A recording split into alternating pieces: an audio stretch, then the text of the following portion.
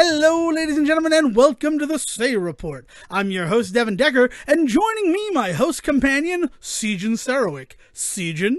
I'm making the good drinking sounds in the background. I'm sorry if you can hear that, but Devon mentioned his water that he had next to him, and I realized that I needed to take a sip of my drink, too. That's called power of suggestion, ladies and gentlemen. That's not what this episode's about at all, I don't think. I mean, maybe we'll powerfully suggest you do some things, and then you'll do those things. But really, Sejohn, I really want to hear what you've been up to. I love to check in with you before we get into it. But I've got big ruse for Stadia fans. Big ruse for Stadia fans. Wait. Okay. You know what? You just do what you're going to do. I was going to try and break down that sentence, but I feel like context will reveal what you mean, so... I mean, I'm just being honest. I got big ruse for Stadia fans. Is the title of the episode. Do you mean news, or do you mean that we're going to play a trick on Stadia fans starting now? Like, what are we doing? So here's the thing. So a little bit behind the scenes for the Say Report. Generally, we record our episodes at 9 a.m. Eastern Time. No, I'm sorry. That's way off. 11 a.m. Eastern Time, 9 a.m. Mountain Time. Because, we're in different locations. Actually, I found out a lot of people don't realize that we're in different locations. I mean... So, not to break down the ruse that you've constructed for yourself, but... It just means we've done a very good job on our end producing this show. So yes, he says as his mic weirdly pops because Skype's an asshole. But yes, so here we are, and that's what we usually do. So usually I'm seated in the studio at 11 a.m. Sejohn's in his home studio at 9 a.m. and we record the show. But right now we are recording at 2 p.m. Eastern, noon Mountain, right? It still works that way. You guys aren't weird. You're not like for noontime we only jump forward half an hour or anything like that. No, that's Arizona. That's not us. Just making sure. All you guys sort of blend together when I'm trying to answer questions about you in Jeopardy. We're the ones that didn't accidentally legalize cannabis this week or whatever bullshit is going on in Minnesota, and then down in Arizona they pulled some shit they didn't need to as well. This side of the country is falling apart. It's nice to see certain things legalized while others are made illegal. I'll say that. But the big reason why we are starting our recording so late is, and this is going to be big news for Sejohn. I hope Sejohn's excited. Everything I do for you, Sejohn. Daddy Adams, please don't sue me for singing your song. I thought you were calling me daddy for a second. No. That's not a relationship we've established. No, I am referencing the fact that for a long time it was rumored that Bryan Adams was my biological father. Oh, daddy. That old one. So he's Daddy Adams that to old me. Chestnut. That old chestnut that I finally got away from. But sometimes I like to reference because it's true. Everything I do. That's just the same song again by Bryan Adams. We're in Heaven. There's another Bryan Adams song. Summer of '69. Unless Bryan Adams bought Stadia, can we get away from Bryan Adams? Wouldn't that be wonderful? Yeah. Okay. So here's the deal. And I did it for you, CJ. I want you to remember that. This morning, I took a breakfast meeting with a Google employee. And I asked him, nay, begged him to implement the Bluetooth connectivity in the Stadia controllers. Okay. And he has assured me that he is going to do everything in his power to make that happen. So, big ruse for Stadia fans. I mean, I'm excited, Devon, but this is like, you know what? This is awesome. We don't have to parse this any further. I don't want your friend that works for Google, your uncle that works for Nintendo. I don't want them to get called out in any way. So thank you to who this person is. I appreciate whatever effort you put in. I am still expecting nothing.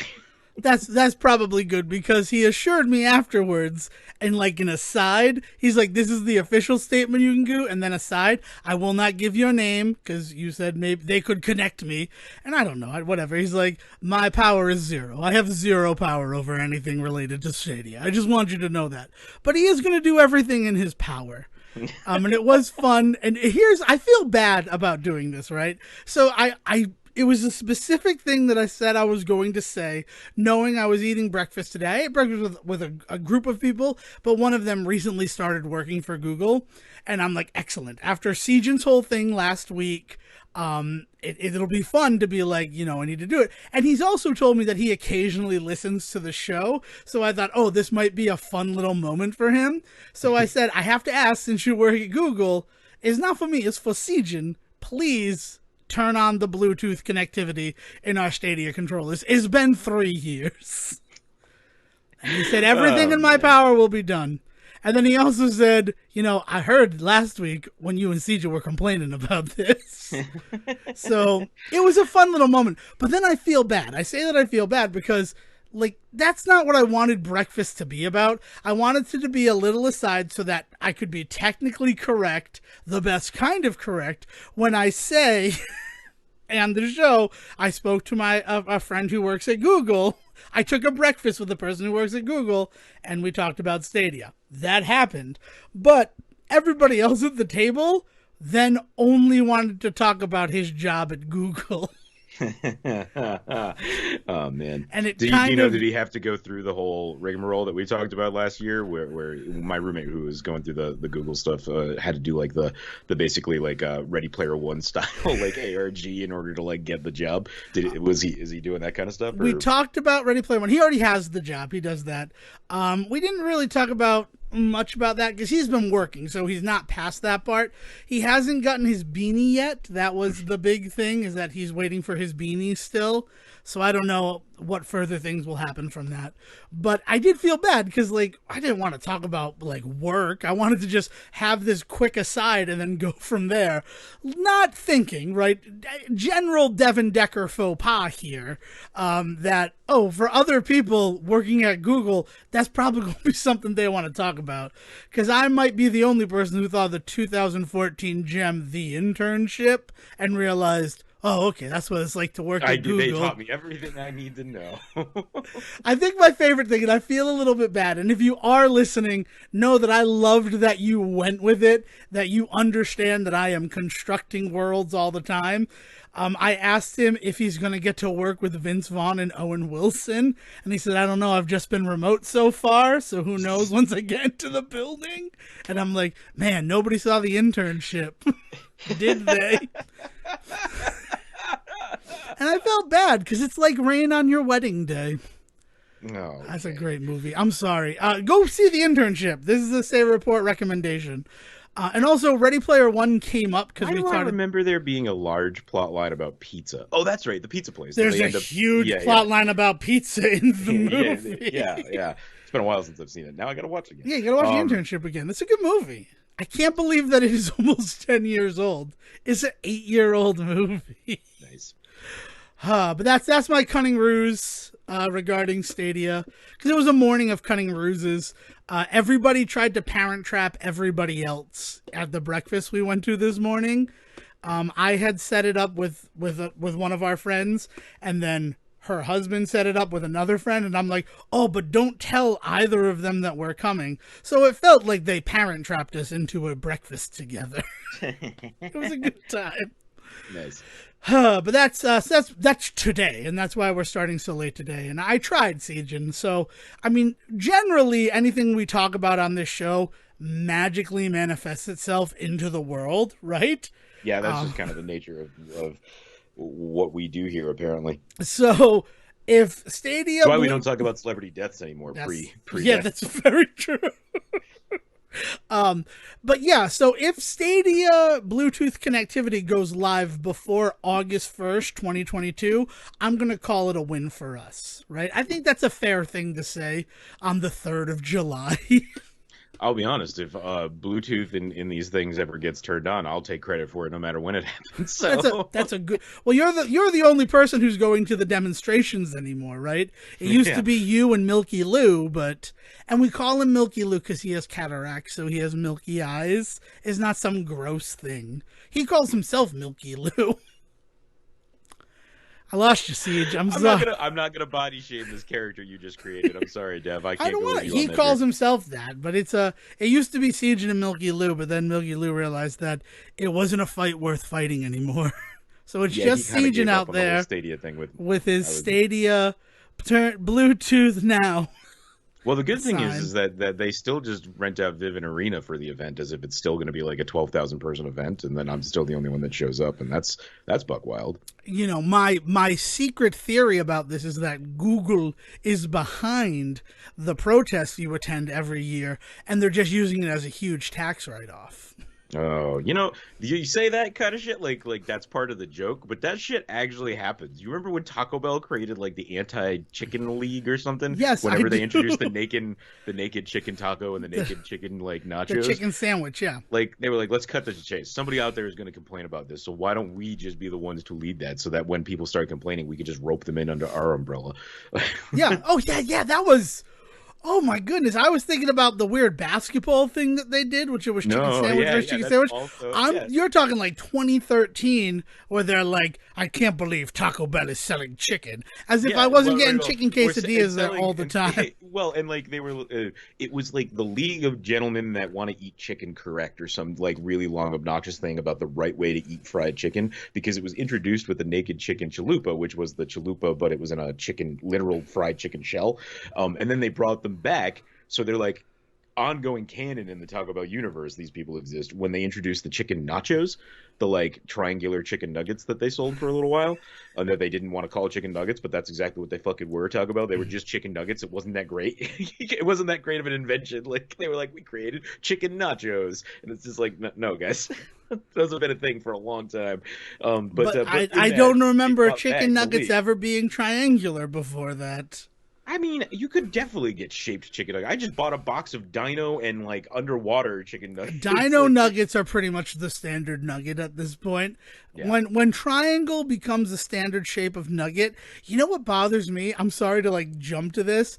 Apparently there are 4 like actual shapes of chicken McNuggets from McDonald's. Yep. It's the bell, the bone, the boot, and I always forget the 4th one. The last one is like a The teardrop shape, and yeah. the teardrop shape is really interesting because that's actually also really predominant shape in Dunkin' Donuts.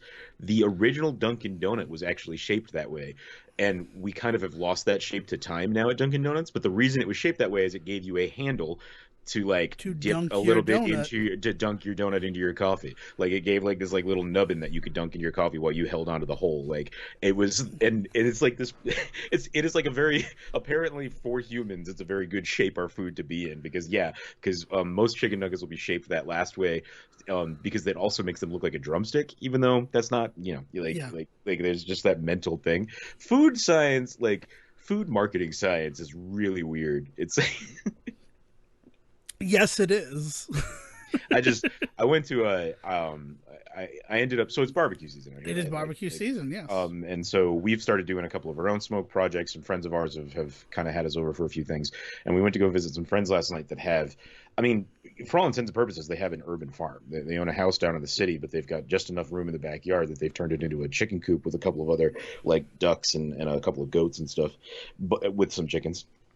And then on top of that, they have a full ass garden full of all sorts of like greens and vegetables and things like that. And so they just smoked up a bunch of ribs yesterday. They were just like, we're just gonna have a few friends over, like it's our first kind of kickoff of the summer and stuff. So we went and hung out with them, and then spent the entire meal, like every dish that hit the table had this like whole background story to it about how they had either like grown the vegetable and picked it in this way and treated it in that way, or like this happened to be like an animal from their farm that they just sent off to get cleaned, and now we're eating it. It was the wildest, like best, most farm to table like kind of meal I've had it in a long time. And it was literally just at our friend's house, literally in the city of Salt Lake, just in smack dab in the middle. Like there's this half a small of Salt Lake called the West Side that kind of just has been unfortunately lost to time. So it was kind of one of those things where as they built up the city, they kind of just neglected this part of it. And not every city has that section of it, right? But what that means is that for Salt Lake City right now, that's the only real affordable housing. That's how this shit goes, right? So a lot of friends and stuff that we have out here that have finally decided to move into full-on houses that they own have found themselves in this part of the city. And so these guys this is not the ideal living place for them. They really want to be on like acres of farmland someday, but they're doing like everything they can with just this small area. Like they rescued a turkey, I guess. Like there was a turkey that was causing a bit of a traffic incident in the road the other day, and they showed up and picked it up, and now it's living in their backyard. They've got a couple of chickens that were apparently just walking down the street, because they're not the only ones in the area that do this. You have a lot of people out here that are used to growing up and doing farming and stuff, but now the only place they can afford to live are these areas that don't have much land.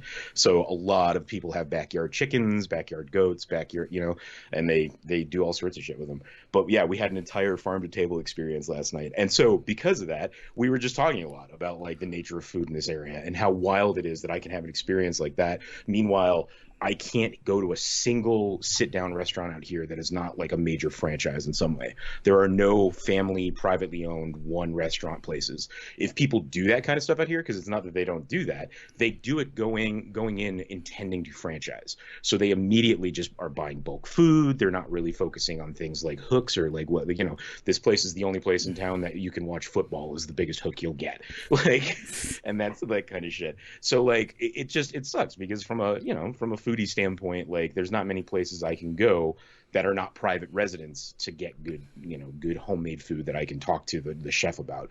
I miss that about the Ohio and Rhode Island, like being able to go to a privately owned restaurant and have like a story, But last night I got one. It was really rad. But it's funny that you're talking about all this this shit with this food, because we had these exact conversations last night about like the weird shit that you find in these places, because food science has stepped in and said like most humans will ingest things in this way and need it to be this way. So here, have this.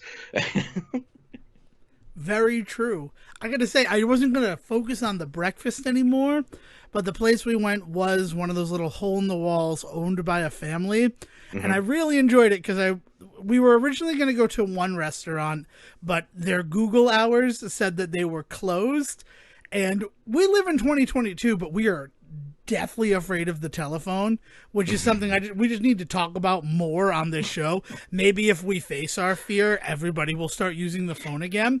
I will just say that legitimately talking on the phone is a part of my anxiety, that I am like, I go to a therapist to talk about my fear of the phone, but okay. Yeah. So, but that's the situation. So we had these plans to have breakfast. We made this plan a while back, and we had planned to go to this one location, but then because one of us works at Google, he noticed that their Google hours said that they were closed on Sunday. And then the rest of the week, so it looked like maybe there was an issue with how they had entered, like Google couldn't read it. So then they're like, well, we'll go there, and then if they're closed, we'll find somewhere else. But I'm not that type of person. I'm not the type of person who's going to leave my breakfast totally up to chance. Yeah. So I called the phone number. You got to be more adventurous, Dev. It's pretty adventurous anyway, man. I wanna know, and because we did it, and because I'm gonna tell the whole story of this breakfast, because what ended up happening was magnificent. Yeah, I felt like friends. Before we get too far away from the whole Google hours thing, they've also become extremely important in the time of COVID. Yes, exactly. That's the true answer here. Is no, you got to get your shit right online, because like if I'm looking up, what places have mask restrictions, what places have outdoor dining, what places have good hours, that kind of shit. If that's not up to date and correct, I'm not going to go to your restaurant, because if you're not updating that, what else are you neglecting? Exactly. Exactly. Always check a Facebook page too, because if there's like up to the minute reporting, it'll be there. I've had my ass bitten a couple of times where Google says they're open, and then I go there, and then I get there and it's closed, and then I go to Facebook and it's like, sorry gang, we had an outbreak of COVID and are now closed until the 23rd. And it's man, I like use every power that is available to you. So to your point about not making vague plans, like we're kind of still at that point where you can't be making vague plans. You need to know what you're doing in order to stay safe. Exactly. But it's also breakfast on a Sunday on a holiday weekend. Yeah. You kind of want to make sure you know what you're doing. Don't get me wrong. I love that every time I've tried to have breakfast in Providence, the Brickway on Wickenden has magically manifested and been able to seat my party. Whether it's Brigadoon. Whether it's two, dude, it's insane. Like we were talking about it today because the people I went to breakfast with, they're one of these groups. We were trying to go to like this place called Amy's, and when we got there, the line was around the building. So I'm like, there's somewhere else around here. I know it. I've eaten there. And then there was the Brickway. Like just right there. And they're like, what was the name of that place? And I'm like, I don't know. All I know is you go down this one alley and then suddenly there's a breakfast place. You knock on these bricks in this order, Hagrid lets you in, and yeah. There's murals to show you how. But like that is in a pre-COVID world, right? Where our plans didn't work out, so we'll walk somewhere else and we'll probably be okay. Right. But now, like, and especially two of the people, they have a child now, right? They have a little like 6-month-old kid, and it's one of those situations where like you don't want to be rushing them all around, right? Like you want to make sure that it's not, you don't want to be, you're already playing on hard mode bringing a kid to a restaurant. Right. Like let's not play Mega Man. Let's make sure that we know where we're going and everything's going to be okay. So I call this restaurant at 9 p.m. when they're like, they might be closed, but we'll figure something out. And they have a very cheering, outgoing message. You know, I'll name check them. It's Ollie's up in Cumberland, I believe. Okay. It's a very cheery, outgoing message saying, thank you for calling. We'll be closed from Sunday, July 3rd to Wednesday, July 13th for vacation. See you again on the 14th. Have a happy 4th. And I'm like, you know what? I respect the fuck out of a restaurant that lets me know, please don't come here. We are closed. Yeah, I mean, well, and that's the other part of the whole franchise aspect out here is that then you also have these weird kind of standardized times for everything. So there isn't a place that opens before like 10 or closes after like 8. Like if I want to go and get a meal and it's 8:30 at night on a Friday, it's impossible. So don't even get me started about Sunday with the Mormon culture out here. Like it might as well be a ghost town for most of these like these main streets and stuff, because not only are they Mormon patroned, so like what's the point in opening if nobody's going to come? They're also Mormon owned, so they also don't open because they don't work. Say nothing of the Jewish deli that I went into on a Friday night during what should have been Shabbat, and all of the guys there like scratched their head when I was saying I was trying to eat kosher. What do they have? That's a whole other like. It was wild. Is that one of those situations where they have the I can't remember the term for. Where the people that they have to work for them when they are on Shabbat, like the ones that like operate like lights and elevators and so forth. Yeah. Perev? No, Perev is the term meaning that it's both kosher and not, so it's cool to eat it either way. I don't know. I'd have to ask Tess. She's. But like, I wonder. I've never thought like a Jewish deli. Like would they just not be open on that? So but they could just stock it by that, right? It'll be their weekends and stuff, right? But out here, clearly, what's going on is that it is definitely owned by a Jewish family. But they must have just on Friday nights just had locals working it. It is what it is. But like so the restaurant scene out here is so standardized to the point where there's nothing exciting or fun. If I go down to the city, that's different. But like I am just far enough outside of the city that I don't necessarily want to drive 30 minutes to go pick up a nice meal tonight, especially if I want to like drink or something. I don't want to then have to drive home on the highway in any fashion, 10 minutes, 30 minutes, an hour. Like it's just not worth it. I would like to just stay, in the city I live in, the smaller city outside of Salt Lake. So like that is just out of the question. Like, have I ever told you about like the way the liquor laws work and that there's like a lottery for liquor licenses? Yeah, it's so in my town that you were able to get drunk at all Sejohn blows my mind. There's only 2 licenses allowed in my entire town for liquor, so that's it. There can possibly be only 2 bars that serve actual liquor in my town, and that's fucking crazy. And one of them that had one, for anybody that's interested, you could check it out. There was an episode of Bar Rescue. I think it was like an old HBO show or something where they tried to save this place. It's called The Fifth in Bountiful, Utah. If you can find like the whole thing, the whole episode. And they were going pretty decent afterwards, but then they found out that this weird shit went down with some paperwork, and I think it was the guys working on the show had been, making sure to keep things up to snuff as far as things go for a while. And in that, they discovered, hey, did you guys realize that like the name on this license from like 20 years ago is not a legal name of any on any other paperwork, and they lost their license. And so of the two bars that were in town, one of them right now is completely up in the air, like in this big like legal dispute because of some piece of paperwork that wasn't properly filed literally 2 decades ago.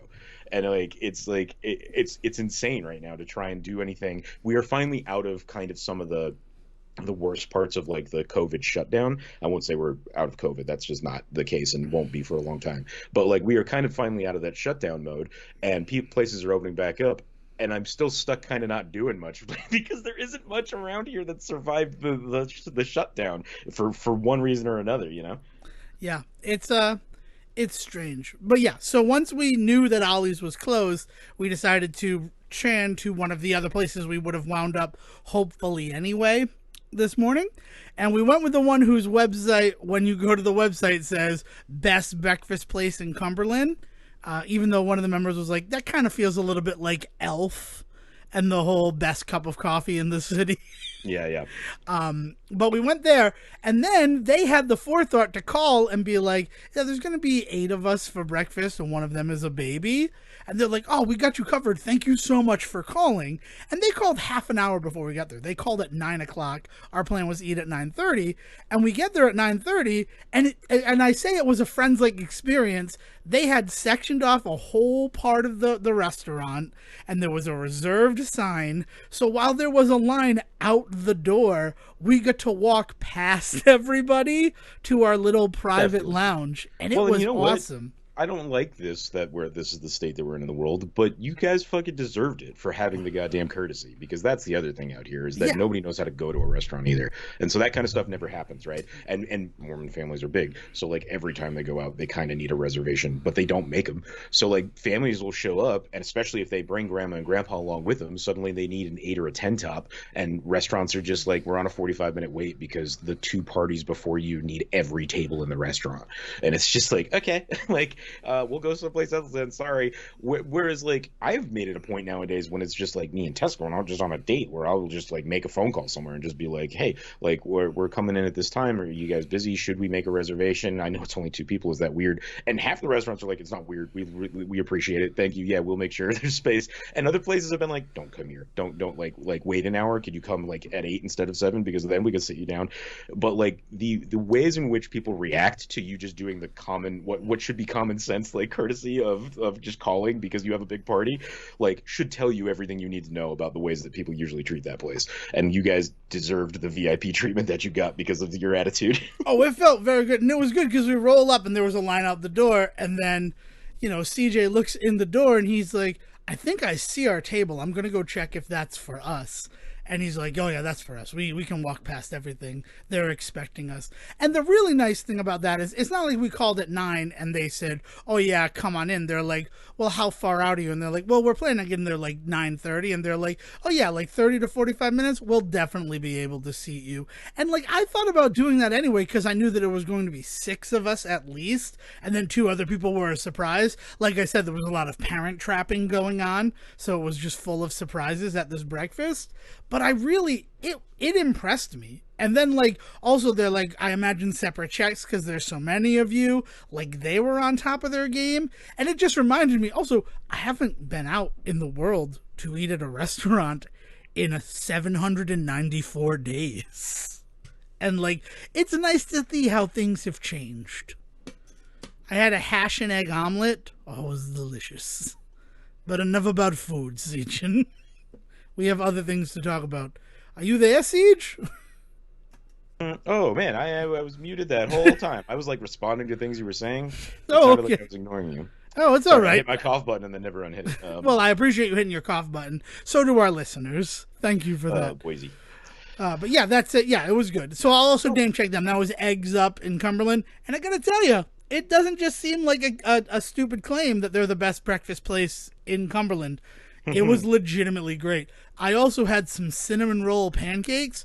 I don't know how they made the pancakes shaped like a cinnamon roll with like the legitimate ridges full of cinnamon, but they did it. That's awesome. It was real nice and crispy. Wonderful time. So yeah, Eggs Up, endorsed. This is not an ad though.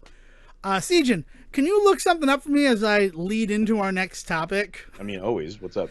So there's a song by Donald Fagen called IGY. Can you tell me what IGY stands for? It's like International Something Year. I don't know what the G is.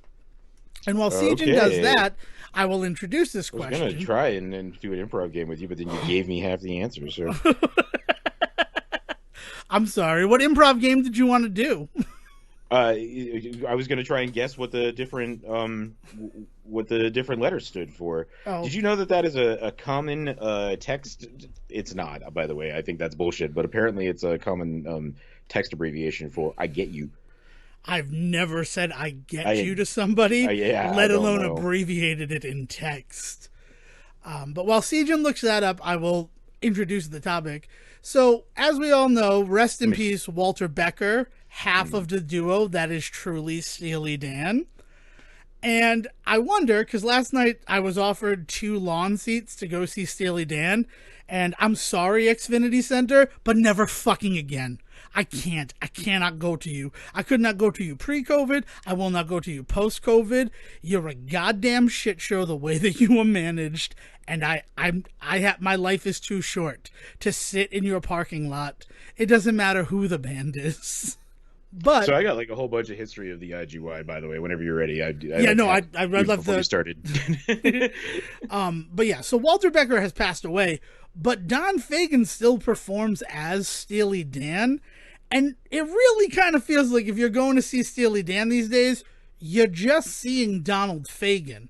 And when I think of Donald Fagen, because here's a fun fact, Sejohn, do you have any CDs in your car right now?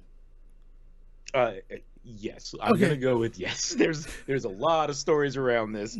My car gets broken into a lot out here, stupid kids. But anyway, yeah. Do you have a CD player in your car? I do. Okay, well that makes sense. I do not have a CD player in my car, but in my car, because it feels like a necessity, I will always have a copy of the CD by the Lemonheads. There's something about Let's Talk About Ray. Nice. Because it just feels like that was in every car I've ever been, so it just feels right to have it. I feel like a cassette tape of Abbey Road was in every car I ever got into when I was growing up. But yeah, I know exactly what you mean. It's the same way that in every house there is a copy of the songs inspired by Batman Forever soundtrack. Right, exactly. Like these are just everybody could put on Kiss from a Rose together at once and sonically send a message out to the universe. It's how we're going to make first contact. Mark my words. But the other like the Who's down in Whoville. Sorry. But the other album that I have in my car, and this one I mostly have in my car because I bought it the same day that I bought Songs About Ray to put into my car, and that's because I had just found out about this album via the song IGY, is Donald Fagen's The Nightfly, and the copy that I got is the rare, and it said rare, and I don't know how rare it actually is, reversible cover art. Because, like, it's a pretty, like, iconic album image where it's Donald Fagen, like, sitting at a piano in black and white smoking a cigarette. But the CD, for some reason, can be flipped around both the front and back to just be, like, a Weezer Blue, like, specifically Weezer the Blue album that just reads Donald Fagen, The Nightfly. So, like, I have that version in my car at all times. Nice. And it's like, we can listen to it because it's on my iPod. But no, we can't, like, put this into my car. But it's an interesting thing to be able to do, right? And I think if Donald Fagen at this Steely Dan show performs IGY, then isn't it just a Donald Fagen song? And one of the reasons why that came up is Friday, I ran a bunch of errands on Friday. I've got my passport renewed. A bunch of other things like that. Passport renewal was sort of the big deal of the things that I did on Saturday. It was on Friday, sorry. And a song by Genesis was on the radio, and my mother asked me who sings this, and I answered Phil Collins. And, like, Genesis is one of the only bands where who sings this, answering with the actual singer and not the band's name, might be appropriate. Because, like, just as often, it could be Peter Gabriel as the answer. Like, it's one of those. And she's like, no, I meant the band. And I'm like, oh, oh, this isn't just a Phil Collins song. She's like, no, it's Genesis. And I'm like, yeah, but it's Phil Collins who's singing, which is technically what you asked. And then we talked about, well, if you hear Live and Let Die, who sings that? And I'm like, Paul McCartney and Wings. Paul McCartney, yeah, like, and she's like, well, if you're listening to the Beatles and someone says who sings it, I might say who the main singer is or who wrote the song as a response to that. Like, yeah, especially considering with the Beatles, it was very much like you could tell when it was a Ringo song, you could tell when it was a Harrison, you could tell when it was a Lennon, you could tell when it was a McCartney. So that actually is kind of an important question, because like the Beatles doesn't mean as much because there's 4 different bands essentially, depending on who wrote the music. But they are still the Beatles when it's those 4 together. Right, but if I heard a Beatles song and somebody said who sings this, my thought wouldn't actually be the Beatles. It would be the individual, because it was probably them that wrote it, probably part of their repertoire, which makes it a very different experience, right? Yeah. Like I would definitely say McCartney, right, versus Ringo versus Yeah, it's just an interesting that like I had never really considered. And then I offered these Steely Dan tickets, and my first response after no was, aren't you kind of just seeing Donald Fagen at this point? And then he's like, I don't know. I bought the tickets because Steve Winwood was supposed to be there, and he's not even showing up. And like that almost started the whole other conversation that I didn't really want to have. I mean, I love Steve Winwood, but if I'm given the choice to see Steely Dan or Steve Winwood, I think I'm picking Steely Dan every time. Yeah. Like, yeah. I mean, musically, it's just, but the person wasn't familiar with Steely Dan. So then my Donald Fagen comment just went by. But then I'm like, but if Don Fagen at this Steely Dan show does IGY or Nightfly or Green Flower Street, like, doesn't it just become a Donald Fagen show? Well, okay, so here's the really crazy one. I actually got to meet and listen to Starship, like see them perform a couple of weeks ago. They played the big venue out here that I'm connected to, and that is a whole fucking story, right? Because they started out as Jefferson Airplane way back in the day. They went through some weird like band turmoil, and like certain people left. Stevie Nicks was part of them, right? I don't think so. But it was somebody of that. It's someone of that caliber. I can't think of the name. And then they become Jefferson Starship, right? Yep. And then over the years, Mickey Thomas, kind of one of the lead, who like has been there since Jefferson Airplane, broke off on his own and created He was Starship. kind of the big and he was the big like vocal like and kind of creative influence behind a lot of it, and he got to keep the right to a ton of stuff because of that. So he tours. Mickey Thomas and his group tour as Starship, which is who I saw. But there is also still a Jefferson Starship out there, and that tours, and like it's like a huge thing in the communities to like argue about like who is the true band and all this stuff. But yeah, you technically have 4 different bands, because the Jefferson Starship that exists now is not the same without Mickey Thomas, and they don't have the rights to half of the songs that they used to, so they have to kind of do like a half-assed Jefferson Starship, and then they were already kind of a half-assed Jefferson Airplane. And then there was the Alan Parsons project, which I think was some kind of hovercraft. Yeah, well, no, we figured out that was a weather balloon. Or at least that's what the government told us. But yeah, like so seeing Starship and then like having that whole history behind it, people will request songs and stuff, and Mickey Thomas doesn't give a shit, so he does everything and anything. But when you're going, are you really going to see Starship or hell Airplane? Because like they did Alice and all sorts of shit, and like, but I was like, oh man, he sounds awesome singing it, but it's not his voice or that, you know. But it's not. But it's him. It's crazy. I remember when we were driving, like we were on a road trip, and I don't remember what Starship song came on. It wasn't like We Built This City or that. It was like one of the lower down ones, but like you still know it because of the sound. And my mother's like, who sings this? And I'm like, I'm pretty sure it's Starship. Let me check. And that's when I stumbled upon the Wikipedia page for Starship. Then 4 hours went by as I learned all of the intricacies of how that band exists and who owns what songs and who can perform what songs. And Grace Slick. I just wanted to make sure I had her name. Yeah, I'm like, it's not Stevie Nicks, but it's Grace Slick. I couldn't think of it, so I'm glad that you looked it up.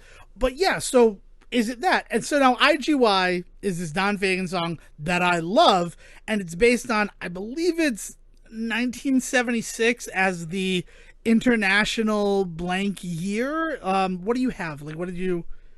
Oh, IGY. Yeah, man. So, hold on. Sorry, I've got started to do the research, but I got it over here. Grace Slick. I'm sorry. No. So basically, 1982 is when the song comes out, and it's actually referring to a 1950s. Hold on, I get it here. Do do do. Why On did you that go to train of graphite and glitter. 1957? Boom. Sorry, it went to like the whole like IGY song page and was trying to like sell me like lyric sheets for it, and I don't need that shit, Google. I'm really pissed at how much Google has just really like turned into the worst. This is not the time. Anyway, No, IGY especially was, not as we lauded praise upon them at the beginning. no, specifically the internet like side of Google, like everything else Google is doing in the world has been really kind of interesting and fun to talk about, but they have just become the worst of the worst with the ways that they just don't give a shit about giving away your information anymore, and the ads that pop up and all of the stuff that grandma complains about is like actually becoming a real problem for me. So maybe that's just a sign I of am me just pretty getting older. upset that Outlook is now sending me ads Yeah. as emails. Like mixed in with my email are ads. Not separated out to like a promotions folder or some No, weird shit. no, it's like it just shows up at the top of my inbox, and I'm like, well, that's an ad. And the way to delete those is different from the way to delete anything else. That's gross. It's very, yeah. I mean, it's bound to happen, but yeah. Anyway, Yeah. So IGY is a 1982 song. It is credited to Donald Fagen. Am I saying that Fagen, yeah, right? Donald Yeah. Fagen, and it's because he's the only one who wrote it. It is not a Steely Dan song. It Yeah, is part of and his solo career. it's about a Cold War project from 1957 to 1958, so it was just 1 year, where basically all of the scientists in the world decided to ignore the Cold War and just start working together again to try and trade information. And it is really, really, as a concept, it is really interesting and really dangerous and really cool and like an important part of history, because like you're talking about the idea that you had Soviet scientists that were more than willing to meet like American scientists to trade pretty like hardcore scientific information that in some circles would be referred to as trade secrets and things like that, right? Like there was a lot of stuff that was really kind of dangerous about what they did, and it led to a lot of really cool inventions, especially when it comes to like the space race and stuff like that. Like we learned a lot about what the Soviets had been doing as far as space was concerned at that point, and we actually kind of then leapfrogged them because of like the IGY. Like there's a ton of stuff out there that now that I know exactly what we're talking about, it's called the International Geopolitical or Geophysical Year, I think is the let me look here. Geophysical, yeah. And it's just it's wild what we kind of accomplished as humans in that year, because we kind of just decided to ignore the politics of the world. And like I don't think a year like that could ever happen again. Well, that's his whole point in the song, right, exactly. IGY, is if these had continued, if we had continued working together, we would have a 90-minute train from New York to Paris. I mean, it's his under Imagine the thing, from, yeah. Like it's his like when John Lennon sang Imagine, this was him hitting those same kind of cultural notes, right? Yeah. Man. But yeah, it's a great song. If you go to see him and he sings that song, then yeah, you're just if you go see Steely Dan and Don Fagen sings IGY, really you want to go see Donald Fagen. Like that's what that feels like. And it's just something that I wanted to posit and discuss, but also because like that International Geophysical Year, thank you. I always forget. I know it's geo, but then I don't remember the second part of it. It's a weird term. It's a correct term, but it's not one we say very often. It would be a wonderful thing if something like that could happen again, but I don't think the way that politics and money is involved in everything now, like. Yeah. We're probably never going to get matching jumpsuits and places powered by the sun. Not the way that they're described in that song. The Captain Planet's just never going to happen because we're never going to be able to bring those kids together. To the music thing again, the other one that catches me like every time to this day, no matter how many times I remind myself what the situation is, I completely forget that Paul Simon is Simon of Simon and Garfunkel. Like it just completely throws me for a loop every time that somebody's talking about Simon and Garfunkel and use their full names and they say Paul Simon, and I'm just like, oh yeah, just like right, same person. Just like Paul Simon of Graceland, yeah. Diamonds on the soles of her shoes. Yeah. He's a rock. I just that is the one that, even though I am aware of it and can say that here, I guarantee you that later today I will be listening to Spotify and a Paul Simon song will come on and it'll like hit me like a brick. Oh yeah, that's right, Simon Garfunkel. Yeah, I mean you're not alone in that. I have to say that. I called him Peter Simmons yesterday because I'm like, I know his real name, but like Peter Simmons is what came out. because he's just so different from what he was doing. Are you okay? Are you? We were eating lobster sandwiches. You know, you're not in your right mind when you're eating lobster sandwiches. But yeah, that's it. So if you would like to weigh in on if Don Fagen performs a Don Fagen original song at a Steely Dan concert post Walter Becker's passing, again, rest in peace, Walter. Thank you for the music. Let us know at the Say Report on Twitter, because I'd like to hear how other people feel about that. Yeah. Because it's weird that he still performs as Steely Dan. It's also weird that Steely Dan is two guys, but people think of it as like some giant band. Well, because it hits around the same time that you have some of those bigger bands that where you think it's only 2 or 3 guys, but it turns out it's like 7 or 8. You know, like it's one of those ones where you just kind of you assume that because of the nature of the time. That's just kind of the way that rock was working. Yeah. It's and well, I mean, they used a lot of session musicians. I'm pretty sure they worked with the Porcaro brothers from Toto a bunch on different things. There are questions about whether or not to employ drum machines or if someone can actually play that. Steely Dan is a fascinating band. And if you enjoy music, I would recommend you take a tramble down the Steely Dan highway. Start with Asia. That would be actually start with A Decade of Steely Dan, which I think is a compilation that really encapsulates the band. And then if you go venture off into their actual albums, you'll be like, oh, I know this song. And then it gives you this like weird context for everything that was going on while they were doing the rest of the songs on the album. Yeah. Yeah. I don't know. Steely Dan, I'm a fan.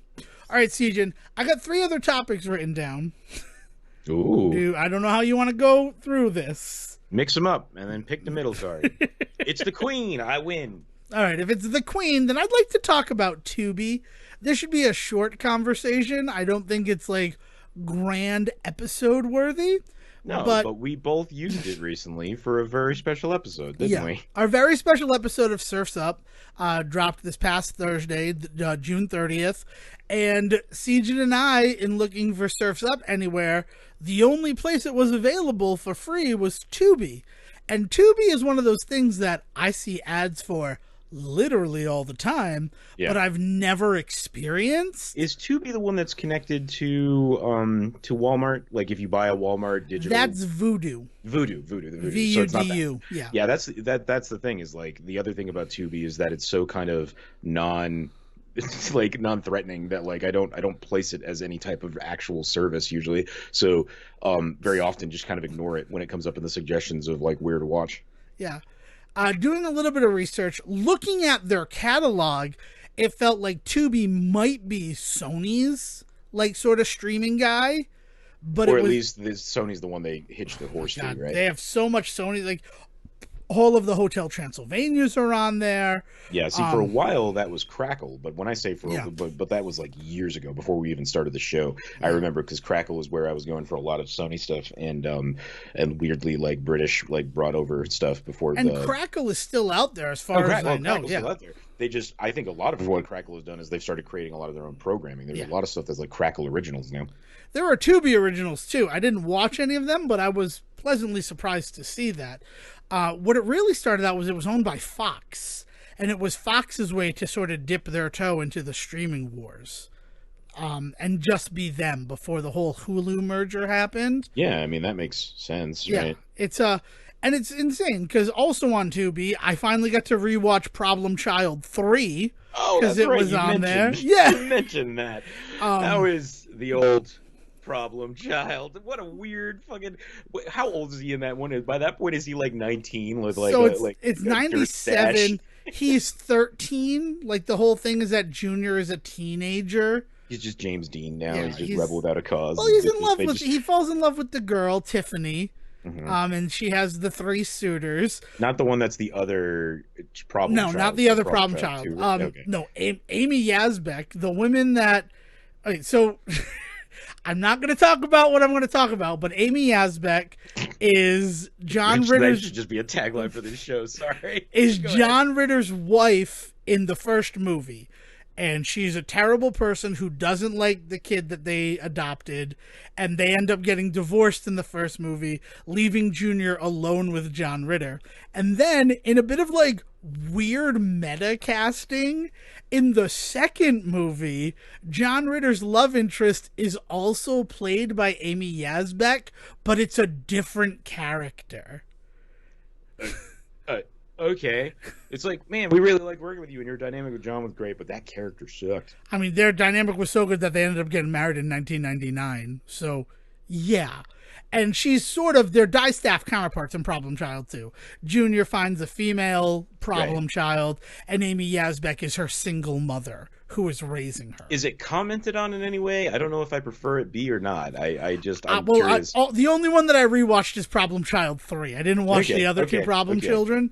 I know what an important part of your development these films turned out to be, so I just wanted to. I can really see a moment where Junior Healy looks at the camera and goes, "Well, he's got a type." Yeah, right there. Like in that exact inflection too. Yeah. Like, well, he's got a type. Shit.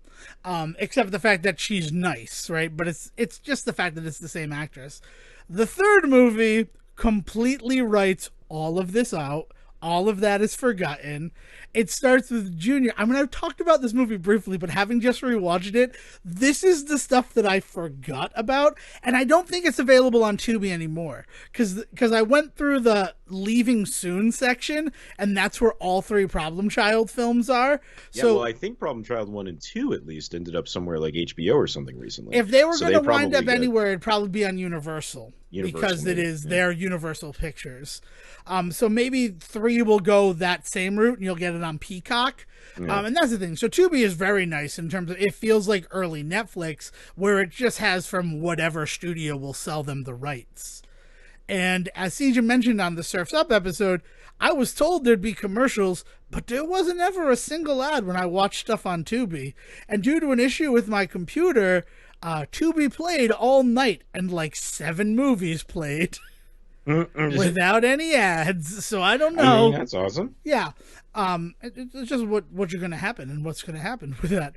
But yeah, so Problem Child 3 starts off with Junior using a Rube Goldberg device to drop a planet on his teacher's head, and then she falls out a window.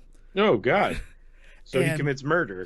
She lives. She just falls out the window and is taken away. So then they're going to bring in a substitute, which he does the same thing to.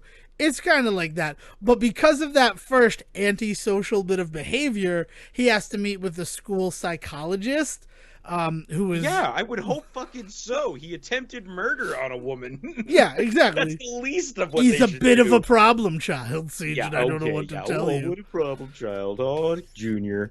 Well, and instead of it being Gilbert Gottfried, because that's the whole thing in the first 2 movies, is that Gilbert Gottfried is the school psychologist or the school principal who is like keeping Junior in line and acting as his protagonist. Yeah. It's now this blonde woman. I can't think of her name. Christine is her actual name, but like it's Dr. something that they call her the whole time. And then, life goes on and she meets with Junior and she's like, honestly, I don't think he's a bad kid. I think he's just having difficulty socializing with children his own age, which is really interesting because I don't know the last time anybody has seen Problem Child.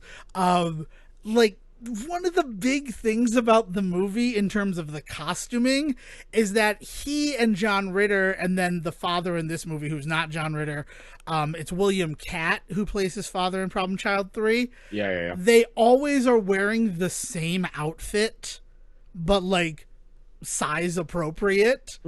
So like it's like how they dress twins in TV shows, except it's a father and his son. Are they trying to imply that there's some type of weird, like, there's never been a problem child? It's just been you the whole time, John. Well, I mean, the other thing is that Problem Child is essentially a parody of The Omen. Because Junior is adopted. Yeah. The same way that Damien is. That's interesting. I didn't even consider it as a satire in any way until you just said that. Yeah. Oh, man. But yeah, so that's like the whole thing. So it does Problem Child 3, remind me, was that a made-for-TV movie? It's made for TV, yeah. Yes. I believe it aired, I always thought it aired during Wonderful World of Disney, but the fact that it's a Universal production seems like that that can't have been the case. I don't know. I mean, probably Wonderful World of Disney, and Disney's gotten their fingers in every pie out there, so I wouldn't doubt it. Yeah, a lot of the times they would just license out movies. Like Dog-O-Matic, I always thought that was a Disney original movie, but that's just a Canadian film that they slapped the Disney logo on. Nice. God, Dog-O-Matic is a movie that I hate, that I might make you watch someday. And I don't hate it, I just hate the ending. I hate the resolve of the movie. And we've definitely talked about it on the show before. But yeah, so she suggests that he get involved in social stuff with kids his own age, which makes sense because one of the reasons why he's a problem child is that his only true interaction is with his father, who doesn't treat him like a child. He treats him like a peer. Like, and this is also me unpacking a lot of my own psychological stuff, is the fact that, like, at home I was always treated as an adult. So then when I was out in the world with, like, teachers and stuff, and they wouldn't give me that same level of respect, that's when shit would go down. I never dropped a planet on a woman and knocked her out a window, but, right. Yeah. So he has to do it. And the thing that he does to socialize is cotillion. Of all things to make the problem child do, he joins cotillion. Okay. And I had forgotten the cotillion of it all, is what I need to just just bring up, because then he meets Tiffany, and the school psychologist also recommends like scouting, maybe some team sports, and that's why, you know, the three suitors for Tiffany, one of them is a Boy Scout, one of them's a hockey player, and then the third one is like a local famous celebrity kid for like Crunchy Krispies. Mm-hmm. Corky McCulkin, right? Yeah, something like that. Yeah, the only thing I'm finding about this movie is about how a lot of people gave it shit for giving shit to Macaulay Culkin. Well, I don't know what I mean. Like, that whole thing is handled pretty well. But then also, like, Ellen Albertini is in this movie. Didn't like this movie, Dev. Yeah, I think the people were just looking for a reason to just give it shit. Well, you know, John Ritter's not there, but they got Gilbert Gottfried back. He's a dentist who makes Junior get braces even though he doesn't need them, in order to, like, just steal money from parents. He uses horse x-rays. Anywho, what I want to do, we've talked about Problem Child before. If you want to talk more about Problem Child, well, that'll probably be the sign-off today, is get in touch with me on Twitter. Tubi is excellent, and I have to recommend it. I don't know how your experience was with it. Did you just do Surf's Up, or did you explore anything else? I only did Surf's Up, but I will. But my thing is, I will definitely try it again now that I know how it plays. Yeah, I was very excited. I don't know how else to put it. So I just wanted to give some service to Tubi. Okay, so it did not premiere on Disney. It did premiere on its own on TV. And what happened was, it was supposed to be a theatrical release, but it was the 1994 Christmas season that it was supposed to come out, which would have put it up against things like the Santa Claus, the Miracle on 34th Street remake, Richie Rich. So they were just like, yeah, we're not putting Problem Child 3 out in the middle of all three of those films at the same time. So they decided to just do a straight to TV release. I don't have a channel here, but it was Universal that made this decision. So I don't think it was Disney. Well, all I know is that rewatching it now in my 30s, I definitely sat and watched that whole movie with commercials. Because there's this brilliant bit where Little Ben, that's John Ritter, William Katt's character in this film, has to work at Big Ben's, like, sporting goods store to pay for Junior's braces.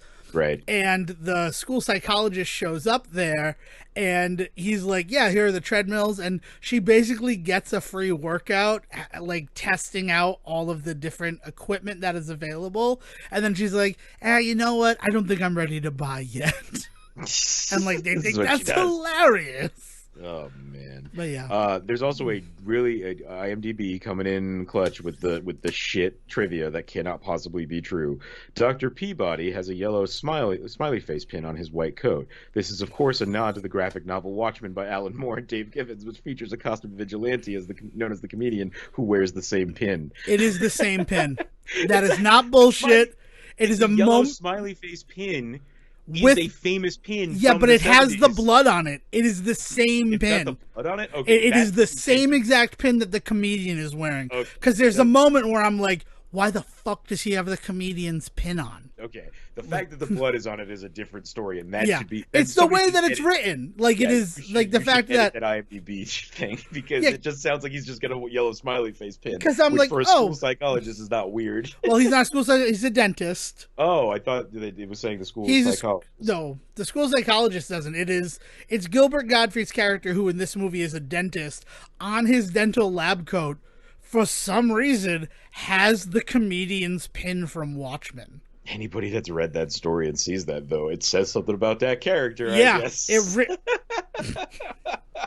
And I'm just like, what messaging are you guys trying to pull here? Yeah, like, did Godfrey just do that?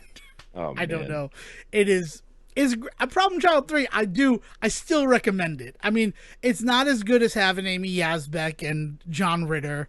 And the kid who's playing Junior, it is not the usual Junior, but he does a pretty good job in the role. And it's just like the stupid fun of it. Like it's slapsticky stuff that would never happen in real life.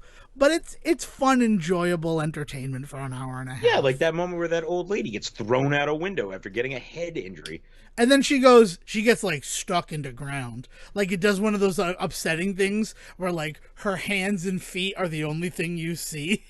Because she like fell into the ground. Oh my god. Yeah, it's a moment. It's a moment.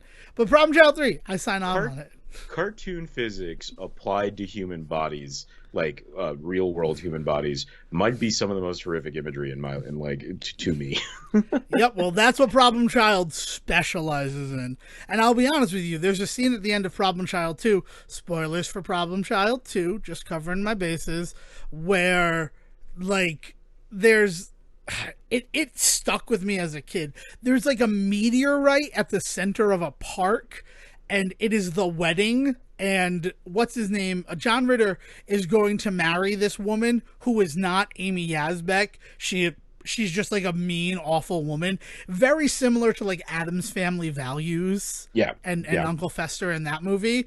And when it's revealed that her whole plan is to marry him to get to the fortune that he is going to inherit when his father passes away, and she's gonna send Junior off to boarding school so she doesn't have to deal with him, and then she might actually kill John Ritter as well. Like, all of this insanity is what her whole plan is. After it's all revealed, and she's like, Junior, you little bastard, the Problem Child female like sets off an explosion that sends the meteorite rolling, and it crushes her. And it is one of these images that is just burned into my brain, and I have to talk about it every so often, or like I will be grossed out.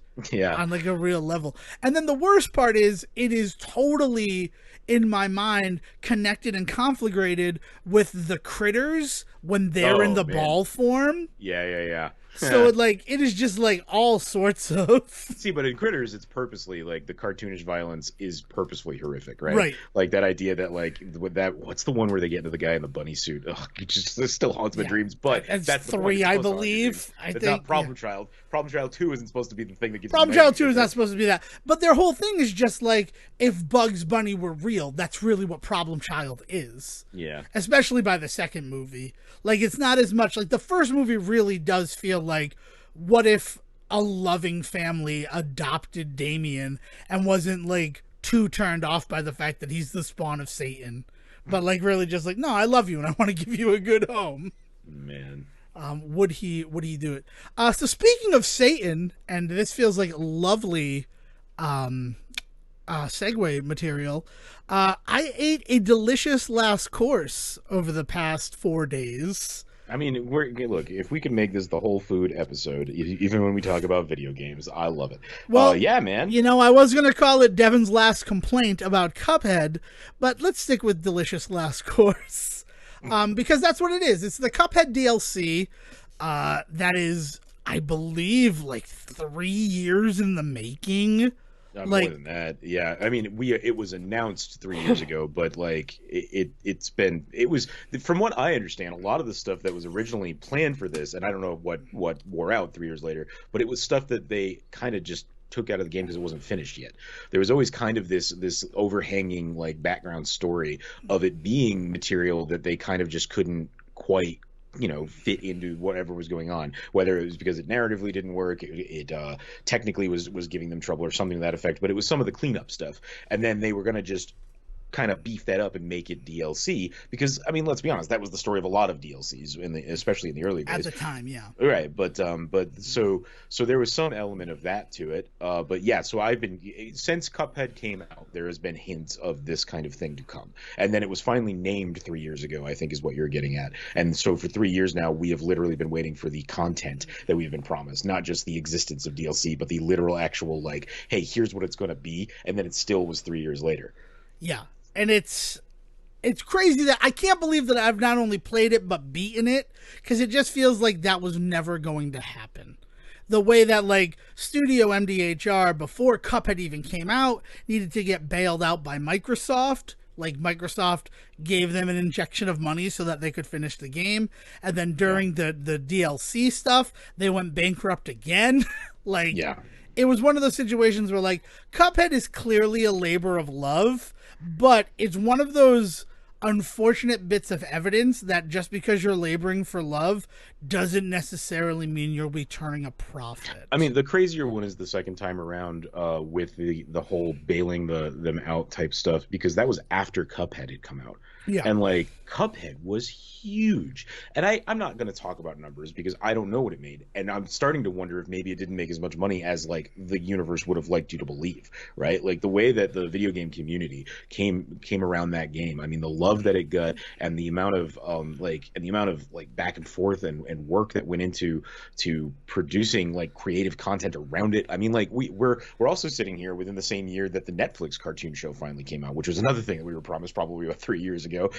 But that also was like a whole thing. So it spawned a TV show of its own. I mean, like merch became huge for Cuphead. It was one of those kind of indie darlings. And to hear that even with that kind of recognition, they still financially struggled to even get like a DLC out, never mind whatever sequel anybody ever hoped for, which I don't think is ever going to come at this point. And I don't want people to put themselves through the shit they've clearly put themselves through. Well, yeah, because in addition to everything, like they've worked themselves to the bone. Right. Like it's one of those situations where like the Mahowers, I believe is the name of the couple or the people who are like working on the game together. Mm-hmm. It's come down to, I just worked for 20 hours animating this and trying to get this to work. Like with no compensation or anything like that, because we had to let everyone else go because we had no money to pay anyone anymore. So it was just me working 20-hour days. And honestly, They were closer to 24. It's just I couldn't work all 24 hours. But it's not like I slept in those 4 hours off. Yeah. It was just so it is purely a labor of love. And I don't know, Cuphead is one of those things where like I enjoyed it when I played it, and then like a Steam Cloud issue lost me all my progress, and I kind of was mad at the game for that. It's also one of those games where it, unfortunately for me, in my universe, became a star that represented how negatively like patching a game can be, like to affect the replayability of it. I mean, you're not the only person that discussed that. Like a lot of the patches that went into it, because it is a game that is so focused on difficulty, right? Like that's where you have to start from. It is a game that is focused in that way of that get good mentality and that sort of stuff, right? For good or for ill, that's what it aims for.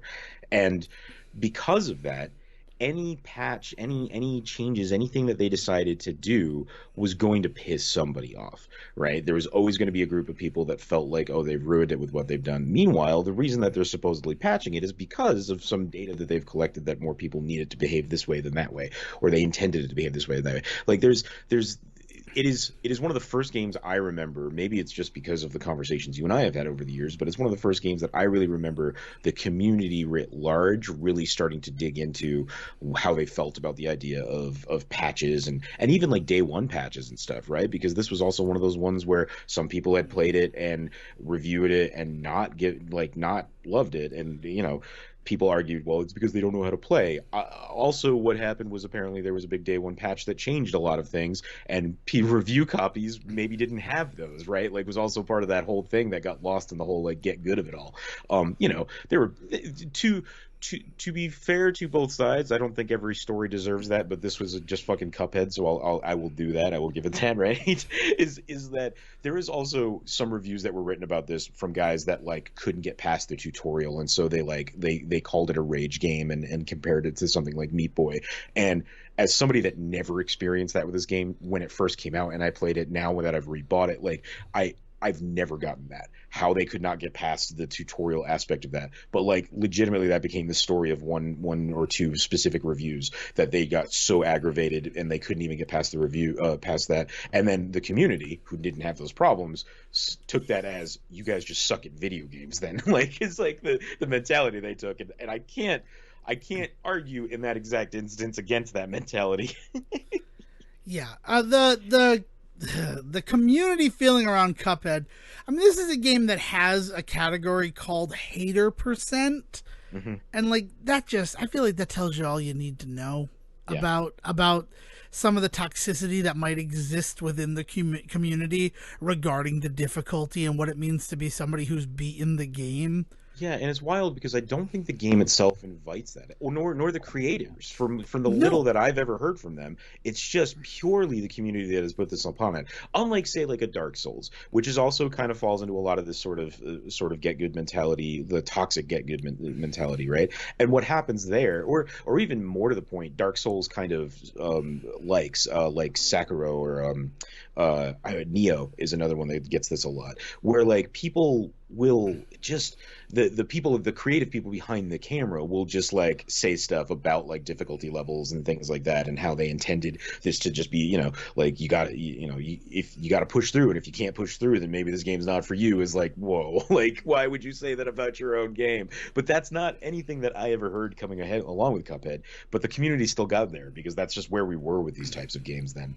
Yeah, and it's really strange because all those things that first patch fixed in the game. And now to me, I felt a little personally attacked because they adjusted the damage values on the charge gun, which made it feel like you were playing with Mega Man, and I enjoyed that. And then like going back to it, I'm like, oh, you've made this not a viable weapon. And that felt like a weird thing to say, but it was one of those situations where, like, it's all about precision. It's all about knowing, do I want to shoot the one or do I have enough time to charge it?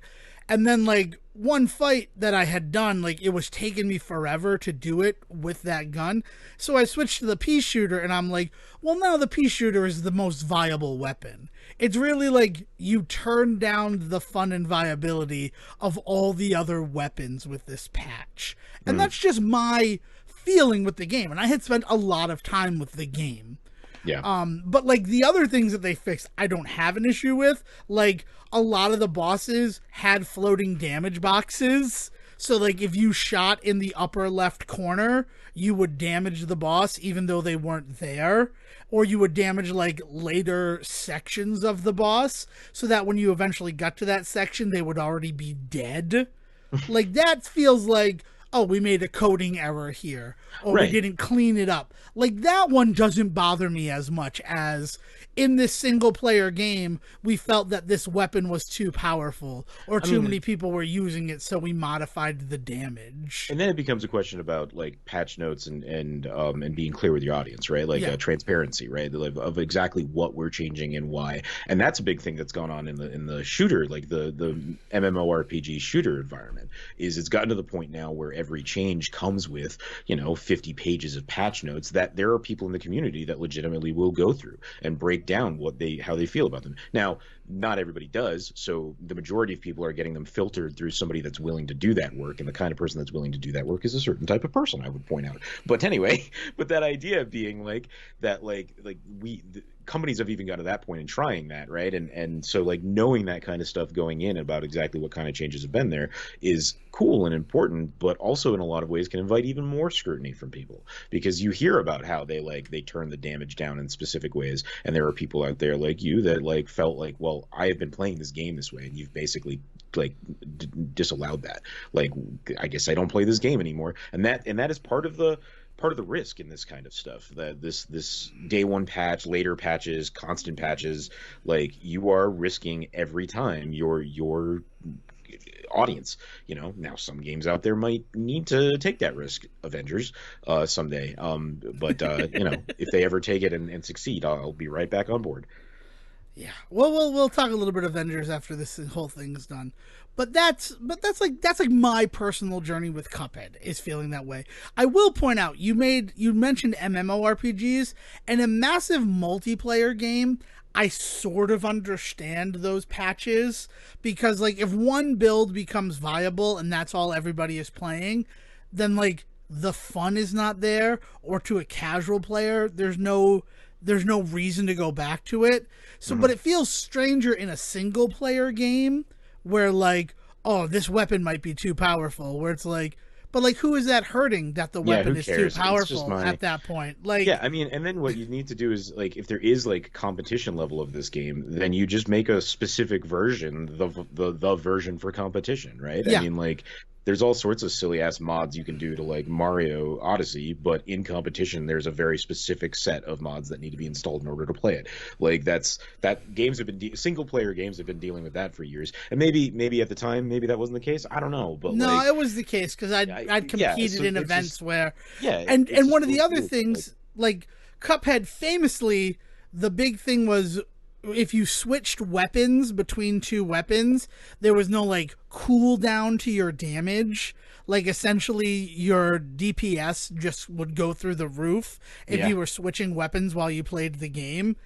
And like that was like they did a patch so fast once that became like well known by people, and it just seems so strange to me because I had played through the game the way that I played through the game, and then like I do with most games, once I finish it I'll like watch streams or I'll go talk to other people about strategies for getting through the game, to enhance the value in the game that I've played. I've been doing it a lot with TMNT Shredder's Revenge, where I'm learning things like the Metalhead fight. I might blow your mind with this stuff with the Metalhead fight. When he puts himself in the shielded mode, you can still hurt him with dive specials.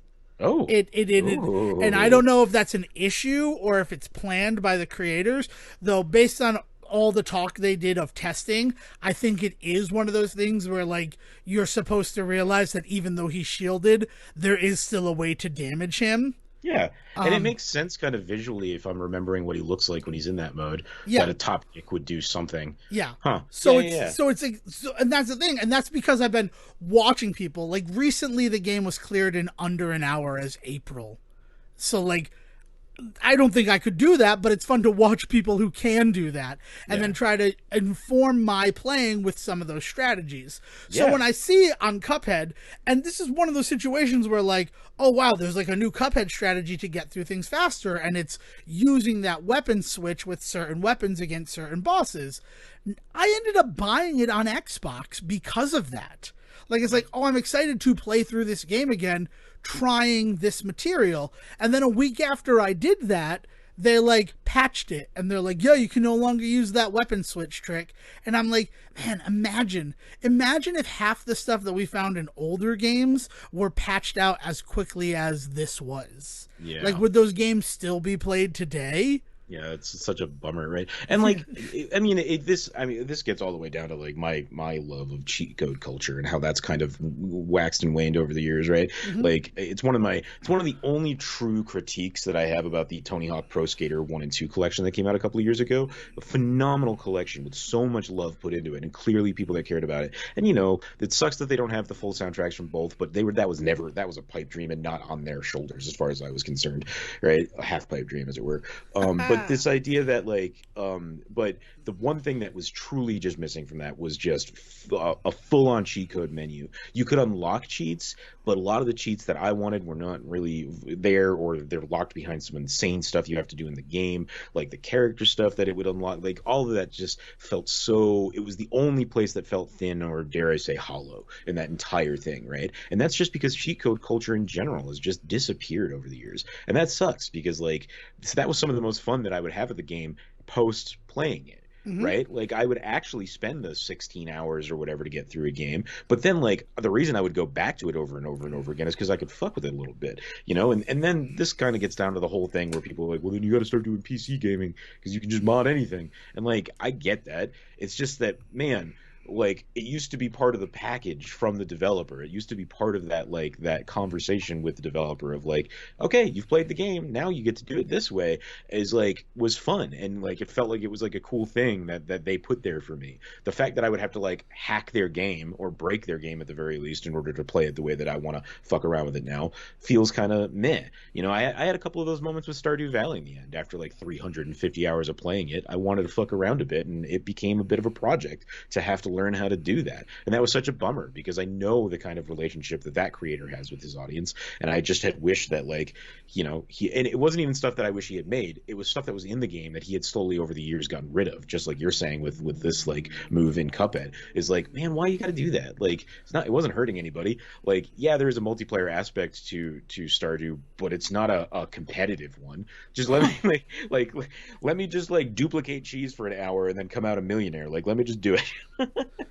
Exactly. It's very strange. And it's one of the things, like Cuphead, looking at it, is one of those games that started my whole thing of like, I want to try to get a game on release day and beat that game before like a patch comes out to change it, because I want it in that sort of pure sense. And then that goes on to be even further realized with something like Bloodstained Ritual of the Night, when I get it a week early. And see how much they changed the game in the first 6 hours that it's available. And that was crazy too, because if you woke up and played that game at 8 a.m., you got a different experience than if you got home from work and downloaded that game at 5 p.m. Yeah. Like within that small 8-hour window, it changed the game dramatically. And you know, whatever. All right, but we're back to Cuphead. So like with all of that rigmarole out of the way, the DLC feels very good. It feels like Cuphead DLC. Nice. And that's nice. Like to be brought back to the way that I felt 6 years ago when it first came out, that was excellent. I guess my issue is, and it becomes a little bit strange when you consider all of these changes I've just made, the Cuphead DLC feels a little bit pay to win.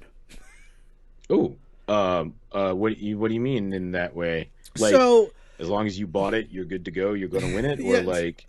No, I say it feels pay to win in terms of like not necessarily the same way that it means in a multiplayer game sense, right? Where if you give us $100, you'll have a weapon that can kill somebody in 2 shots, right? It's not that, but one of the big things with the Cuphead DLC, the Delicious Last Course, is Miss Chalice is now a playable character. Right. And the way that you play as Miss Chalice, she's not just unlocked from the start or anything like that. You do have to access the new island, which I'm gonna share this, and I'm also gonna share maybe to help somebody, because all the reviews online that I found mentioned that you can't get to the DLC until after you've beaten 2 bosses, and that's not the case.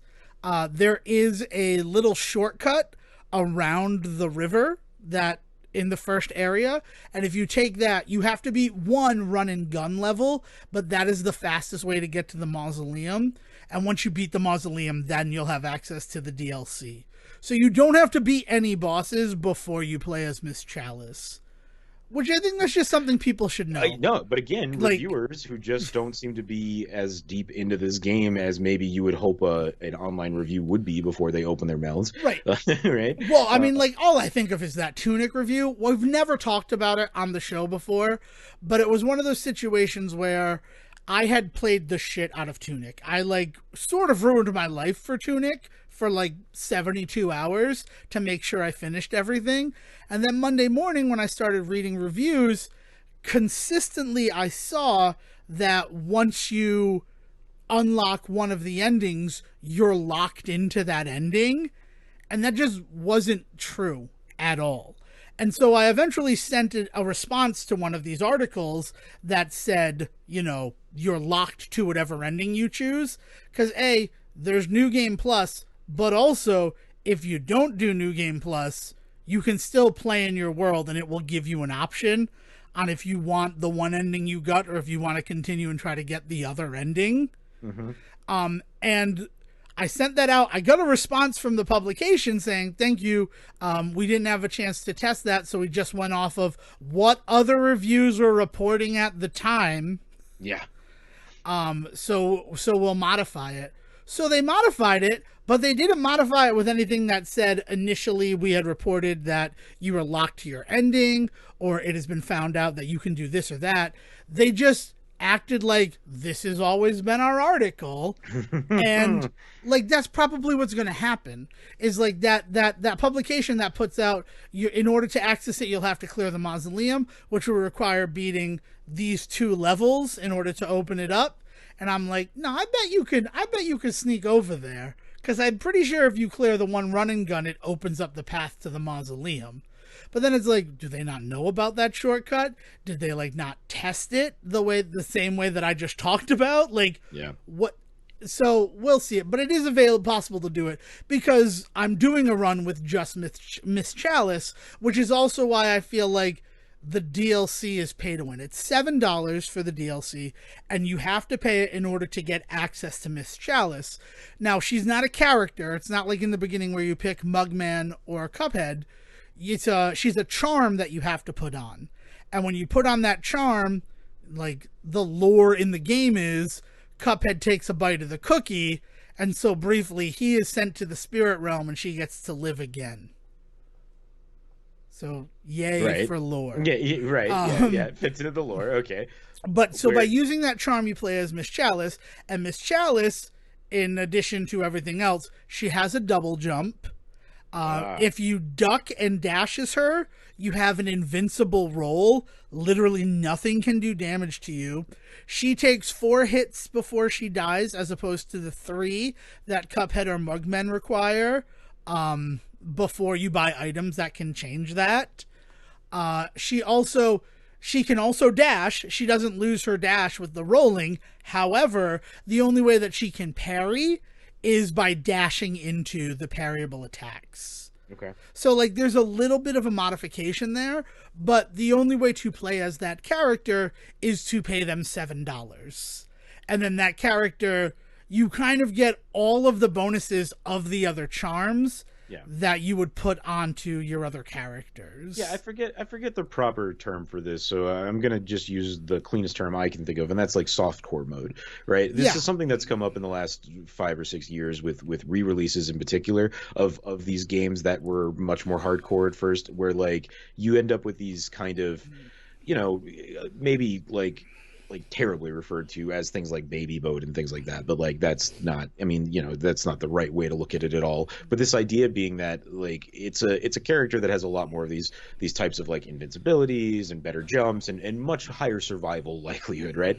So like I think of Nabbit in like the Mario re-release that they did, but the other one that I think of is Funky Kong in Donkey Kong Tropical Freeze, that was in the Wii U version but not the Wii, I think, right? No, he's in the Switch version, not the Wii U version. Not the Wii U version. That's the split. Yeah, and like Funky Kong, like having this ability to just ride his board the entire time, and so you're not going to fall. You're able to avoid enemies, that sort of stuff.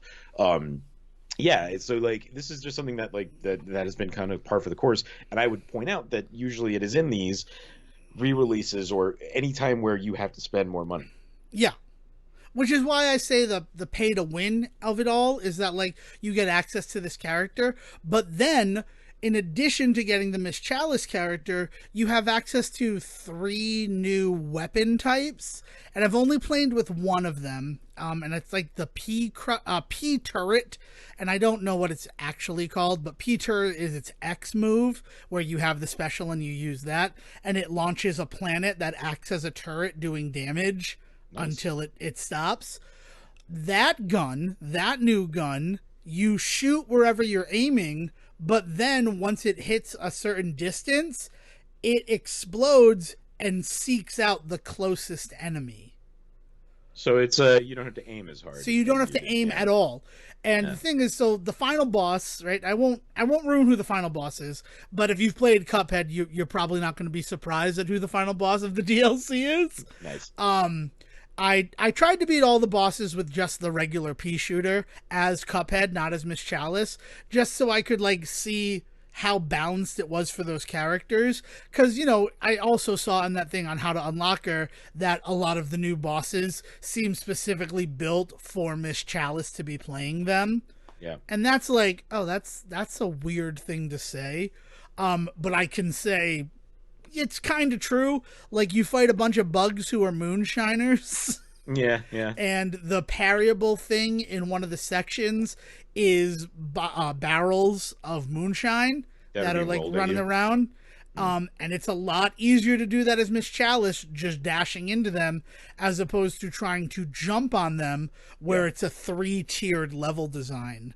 So like your jump is probably going to just send you to the next level, not leave you in a point where you can parry that enemy. Okay. So I understand why like somebody playing would feel that way. And then like that first fight, right, that against the bugs, which is actually the second fight, I went and found that fight instead of doing the first fight that you're supposed to do. Oops. Because like true Devon Decker fashion, right? Yeah, let's do the rest of the game first. Yeah, it's definitely. Let's skip 1-1 and then just beat everything else. Especially if 1-1 is going to give us an upgrade or something that we need for the rest of the game. Then let's completely ignore. Yeah, right. I always try to make it harder on myself. I first tried it as Cuphead, and the second fight, its music is playing, and then the music gets loud, and that's when it can do damage to you. And I'm like, man, it is like almost impossible to avoid this as Cuphead because of the way that it works. So then I did as Miss Chalice, and I'm like, oh yeah, you just roll through it. And I'm like, it can't be built that way though, right? So that's why I'm like, I'm going to try to beat everybody as Cuphead and see if it is possible with the original character, or if this stuff was designed specifically to be played with the new character. Yeah, I mean, if there's anything that is like a straight up this is impossible with Cuphead or Mugman, then it clearly is designed that way, and that's a bit of a bummer. But if it really comes across more like, well, it's extremely difficult with the other two, that seems pretty par for the course, as it were. Right. But that, right, like that idea being that they are, it becomes challenge mode when you use them, kind of seems to be the point. So that's not too surprising. Right. I mean, there's also, you get a thing where your dash makes you invincible. Wherever you dash, you're invincible. That's a charm that you can buy as Cuphead and Mugman. In the world, right, yeah. So, like, that's available. And it might just come down to, well, the way that we intend is for you to have that charm when you're fighting against the bugs. I would argue if you can use that charm and do it, that means you can do it with Mugman. Exactly. Oh, I did it as Cuphead. I did the thing as Cuphead. It just turned into one of those things where I had to, like, outpace the music. Yeah. So like I'd have to run and do it, and it became fun. Like it was that same thing of like trying to learn the challenge and like what Get Good originally meant, which was you continue to get your ass slammed in the door until like you grow a callus. And it doesn't hurt as much. Yeah, the original kind of hope and dream of this mentality was always that failure is not failure. Failure is fun, like can be fun, and it harkens all the way back to things like Mario. I mean, Mario is a hard game. Super Mario Bros. Is a hard game, you know. So like this idea of you would just play it consistently just to figure stuff out and figure out tricks and tips and, oh, I didn't know you could do this move, or, oh, hey, that block is just close enough that you can make it if you do a run jump. Like that's not new to video games. It's not like they came up with that for Dark Souls. It's just this idea that this is just a genre that's decided to lean into that difficulty, like failure is fun aspect in a way that other genres have in their minds avoided for so long because they wanted to be more open to wider audiences. They were like, well, we don't care about the idea of a smaller audience. These are the kinds of games we want to play. And, you know, you end up with something like a Cuphead. And it's not that they shouldn't be fun. It's just this idea that it's a way that games had not been made really before. Right. And we were used to auto saves and infinite lives and, you know, damage. It hurts you, but it's really just sort of an obstacle, not the end. You're not having to go back to the beginning when you get hurt. And without like getting like way too deep into how I ended up here, but I've been replaying Mario Odyssey for the last week. And it's really wild to me the swing in difficulties between certain objectives in that game. And I've only really been focusing kind of just on the main like unlock everything story right now. So I'm only getting like 10 to 12 moons in an area because that's all you need to like get it. Sometimes I don't even beat the brutals if I don't have to. Like I'll just get enough moons, pop them onto the Odyssey, and then move to the next world because I just want to have access to everything. Then I'm going to kind of start going on in more of an exploratory collectathon style way of playing it. I am essentially playing it the opposite of the way that I played it the first time I went through it, which was like play as much of the story, and then if I like the world enough, I'll stick around for a little bit. But generally, I was playing through the beats, being told where to go. Okay, I will go there, that sort of thing. That's just the complete antithesis of what I'm doing this time around. And like, and because of that, the swing in difficulty between some moons versus others is pretty wild.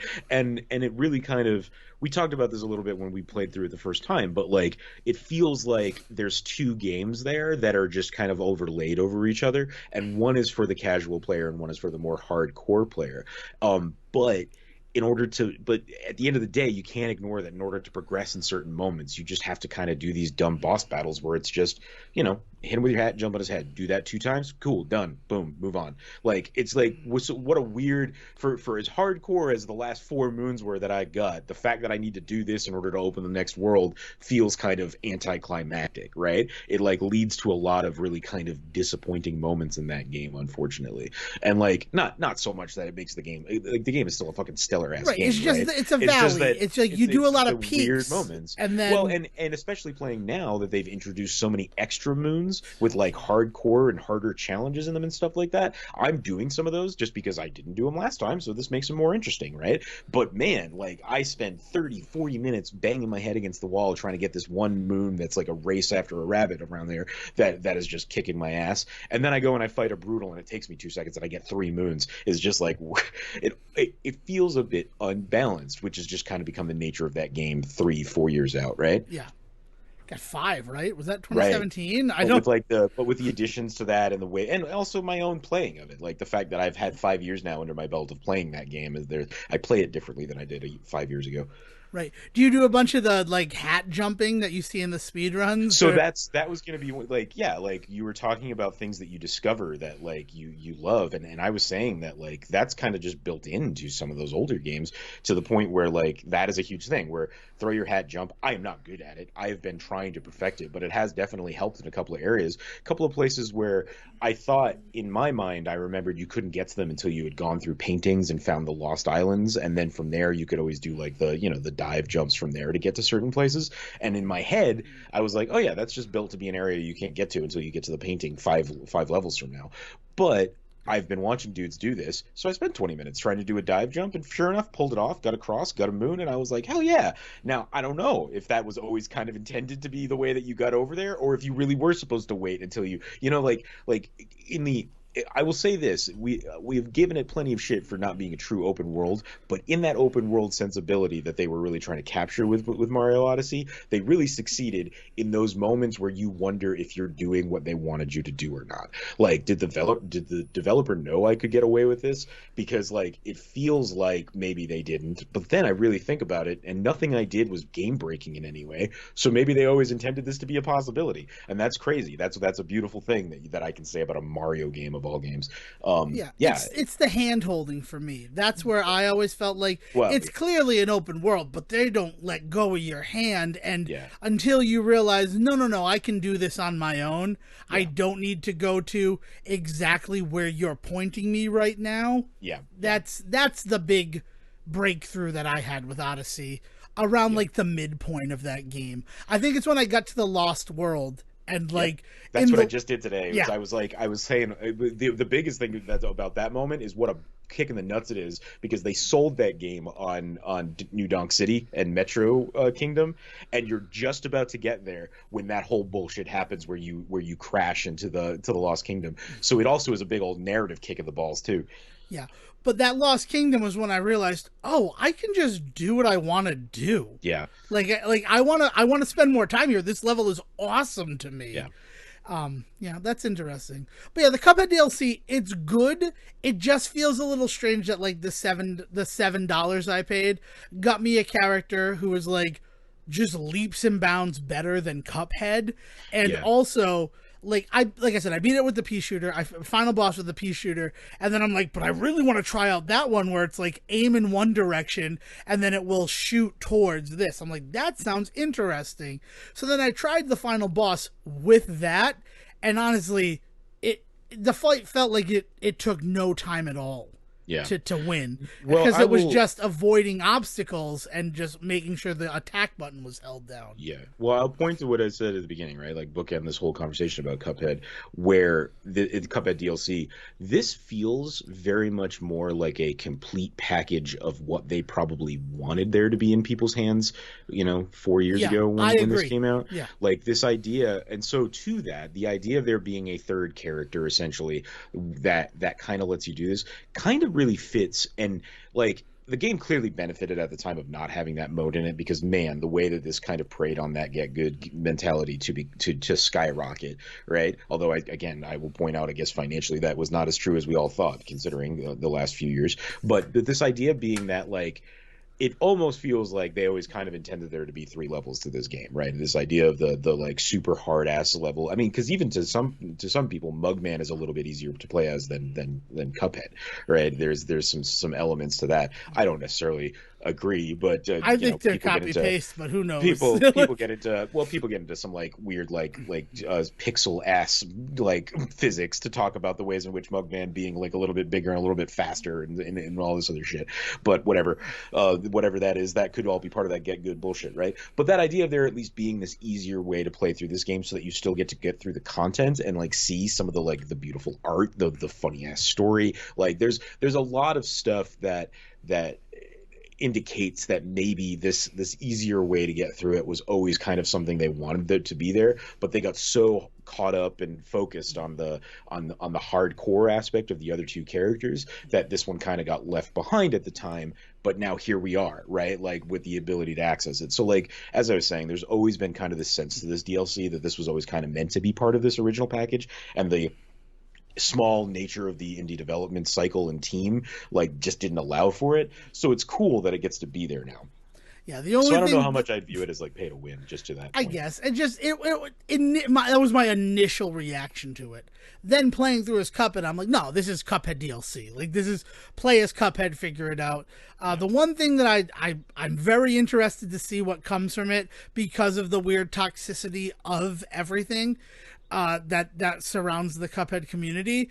The third fight that is available, either way, it's the middle fight of all the fights. Mm-hmm. And you can actually get there with a shortcut. I didn't realize that until I found the shortcut, but there is a shortcut to make it the first fight.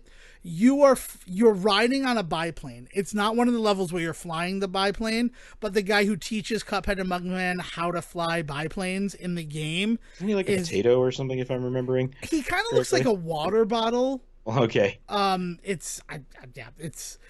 So that guy, he's piloting a biplane, and you're running along the wings of it as you fight the like high flying hounds, and it's a dog fight, and you fight dogs and planes. Cute. And that fight, of all the fights in Cuphead, introduces an R control setting, and you're like, what does that mean? What the hell is R control? And spoilers for the Cuphead DLC. If you want to go in completely blind, don't listen. We'll probably be back in like less than 5 minutes. I'll say a fun word. The fun word will be kumquat. So yeah, Sheboygan. Like where Chicken Joe's from. In the third part of the fight, you fight like a big zeppelin, like sort of. It reminded me of the Iron Vulture from Tailspin. Oh yeah, but it's like a dog face on it, and in that fight, while you're fighting against it, it wraps around you and it shoots lasers at you from its paws. The paws then grab the camera and rotate the camera 90 degrees, and it's how your controls react to being rotated. And it really feels like A is like 45-degree sort of rotation, and B is 90. I don't know for sure. All I know is that the B one felt a little bit more natural, because when it was facing where Cuphead was on the right side of my screen, up and down moved me left and right pressing to the left allowed me to aim up, and pressing to the right let me duck. And like, so that felt natural, right? Like, I'm not changing, but Cuphead is changing. The orientation of it is very strange. And I wonder if it's going to be one of those points of contention of, oh, the dogfight, did you do it on rotation style A or B? Like, I just see it as one of those things because I've seen how the community goes with it. Yeah. And, like, I imagine that if That sounds buck wild. I got to be honest. Yeah. That sounds really cool. Like, that kind of experimentation in the DLC for a game that is, I mean, let's face it, like, sold on its 2D nature. Yeah. To introduce a third-dimensional element without fucking with the 2D is really it's a cool moment. And the second it happened, you're like, oh, that's got to be what R control means, is for the rotation. And like, and then I've gone through a little bit of posts about it, and somebody's like, I really liked it. I have it on control B so that when everything happens, I just rotate my Switch and the controls are still natural for me. And I'm like, that's so cool. Like, it really feels like this fight was sort of to take advantage of the fact that there are systems this can be played on where you can rotate your screen. Nice. That's wild. That's really cool. But like in a game where hater percent is an actual clear percentage for the speedrun community, I wouldn't be surprised if it's like clear it on A, clear it on B for the whole thing of it. Yeah. And I'm curious to see what happens from it. Or like rotation B will be the only one allowed in tournaments or something. Yeah. Or like, well, I imagine in a speed run, you'd want to just use rotation A so you don't have to pause and change it. Like, it's a matter of seconds or frames for that change. But if you can have it set from the beginning what your rotation is going to be, which one is going to be used to make things easier. Wild. I'm very interested to see how that will be incorporated in speedruns of this game going forward. Kumquat. Which brings us to the last thing that we have to talk about before we get to send this one off to the Say Report vault. And Sejohn, I'm sorry, I do apologize, but we have to talk about Walker. Okay. Because one last one for the road, I hope? Maybe not for the road. I mean, it's confirmed for a third season. How? I thought, okay. I don't know. With the CW, who knows? On IMDb, it says there's going to be a season 3, and there's a season 3 episode 1 already up on the IMDb episode guide. But again, that could be placeholder based on earlier information. Who knows? I will say that they are in the process of possibly losing all of their DC stuff, so they need something. Yeah, and Walker, well, we'll talk about it. First of all, the first thing I have to say is fucking Walker. They nailed it. Right? A couple episodes. They stuck the landing? This is big news. Stuck the landing so fucking hard. I was mad at the show. They stuck the landing in a way that I'm just like, I can't think of another television show that has veered this wildly off course and then somehow brought it all together into a satisfying resolution. And like, not just a satisfying resolution, but one that like made all of the weird parts of the season make sense. Like, almost Twin Peakian. Nice. Twin Peakian? I don't... Yeah, no, I'm trying to think of how you... I would have said Lynchian, but... Yeah, but like in the fact where like, oh my god, that super insignificant thing that felt like it came from nowhere actually had a meaning. Yeah. I was impressed. I was impressed by the season finale of Walker. And what happened in the season 2 finale of Walker, spoilers if you want to watch it, it'll eventually be on HBO Max. That's promises, fingers crossed. Yeah. So we had talked about the introduction of the Davidson clan and the burning down of the barn by Cordell and how that affected his life.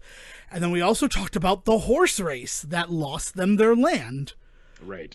So 2 episodes before this one. These are, sorry, you might have even just said this, but like this is the family that we found out was like spying on them and all that shit, right? Yeah, like, this is the Dan, who is not a Davidson by blood, but is married into the clan. Can I ask, has that part of the story been resolved yet, or were they still like creeping on them like Psycho style? Oh, that was already resolved. Okay. Dan, for immunity from his involvement in it, went state's evidence against the drug dealer Serrano. And then that gave him immunity and all of that. And then all of the cameras were removed and everything. Okay. Once Serrano was brought to justice. And that was all before the horse race happened. Right. So then the horse race happens, they lose their land. Episode 18, I didn't talk about it because at the time it just felt like they were adding more and more insanity to this show. And like, I don't know how they're going to make this work out. Dan, the guy who had been spying on them and like, got immunity, and his ex-wife really like kind of did something unethical as the DA in order to give him that immunity, decided that he was sick and tired of everything that was going on and went to Liam Walker, Cordell's brother, and said, I have to be honest with you, Denise cut the saddle. Like, she cut the saddle because she wanted to ensure that we won back your land. And so it became this whole thing where they're like, well, that's just Dan's word. We need to get Denise to admit that she did that. So whole other bullshit wrapped up with the Cassie character and her partner that she thought was dead. Turns out he's alive. Turns out that like whoever the big bad is going to be for season 3, that was their slant way of introducing him. Episode 19 had no bearing on any of the Davidsons. That's a lie.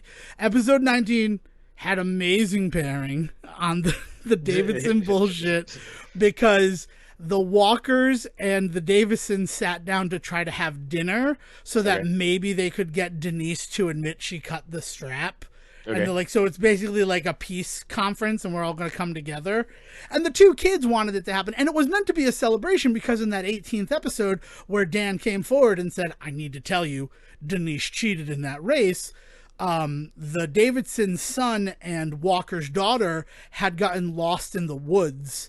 And the son had like hit his head and was going to die. Hope to fucking God that our audience appreciates listening to you recount these as much as I do, because this has become fucking must-see TV for me, is listening to you try and explain to me in some logical way what the fuck is going on the Walker Ranch.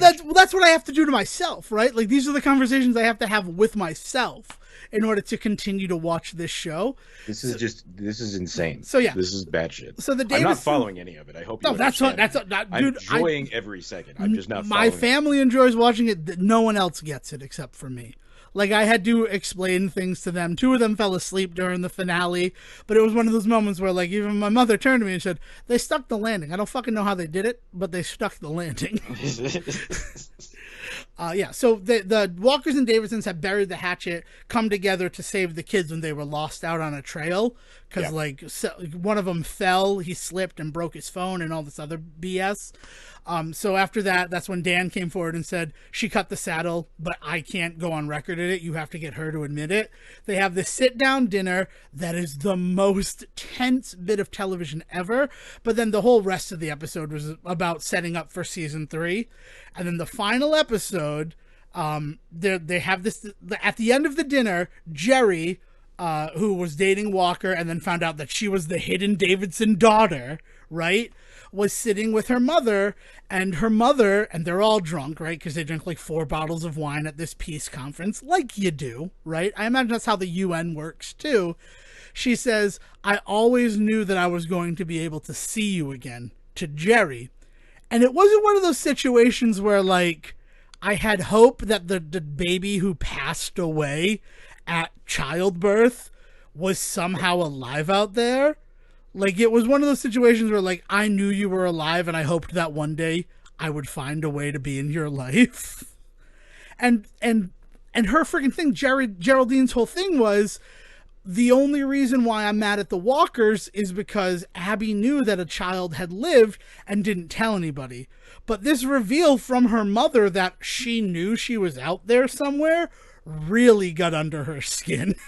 Yeah, as it should. As it should, right? Because the whole thing is that, like, it felt like they didn't want me, but they didn't even know I existed. And let then, me be like, clear, I don't mean she should be pissed because, like, my mother should always look for their daughter. I mean, in the context of the story, being led to believe that nobody knew and finding out that the most important person knew is, like, that sucks. Because, like, people have to give up children all the time for all sorts of reasons. And these stories always prey on that exact concept by, like, turning them into, like, morality plays of some kind, right? But no, I mean, to the point that they seem to have stuck the landing. They make it very clear that the reason you should dislike this woman is not because of the whole like lost child story, but like because of the ways in which she just behaves like an evil stepmother in it. Yeah. So Walker and Geraldine do on a whole dumb show to make her think that they're in a fight. And then Geraldine like asks her to come pick her up, and they start talking. And she's like, well, maybe we could go to the barn where my father died, because I need to understand. I never knew him. So they go out there, and as they're like strolling down memory lane, the mother confesses that night, when he told her that her daughter was out there still alive, that she hadn't actually died in childbirth, in a fury, she picked up the lantern, the telltale lantern that was responsible for burning down the barn and what they believed killing Marv, that they had tried to put on Cordell's head as a 13-year-old kid, and it like messed him up for the rest of his life. She picked up that lantern, smacked her husband over the head, and then dropped it, setting the barn afire. So this woman not only knew that Geraldine was alive, but then could not go approach her and get her because it would make her guilty of murdering her husband. It would be the only way that it would be known that she started the fire. And instead, she doubles down and blames a 13-year-old kid who had tried to save them from the fire, like sending him down a path where he feels guilty for the death of a man for most of his life. And like so they finally cleaned up their mess. They cleaned up starting to see. Okay. They cleaned up I don't know if I would call it sticking the landing, but they seem to have. Well, I got to tell you, in the moment, it felt like they stick the landing. And the reason why I haven't revealed, much like the storytelling in Walker, I kept the best part for last.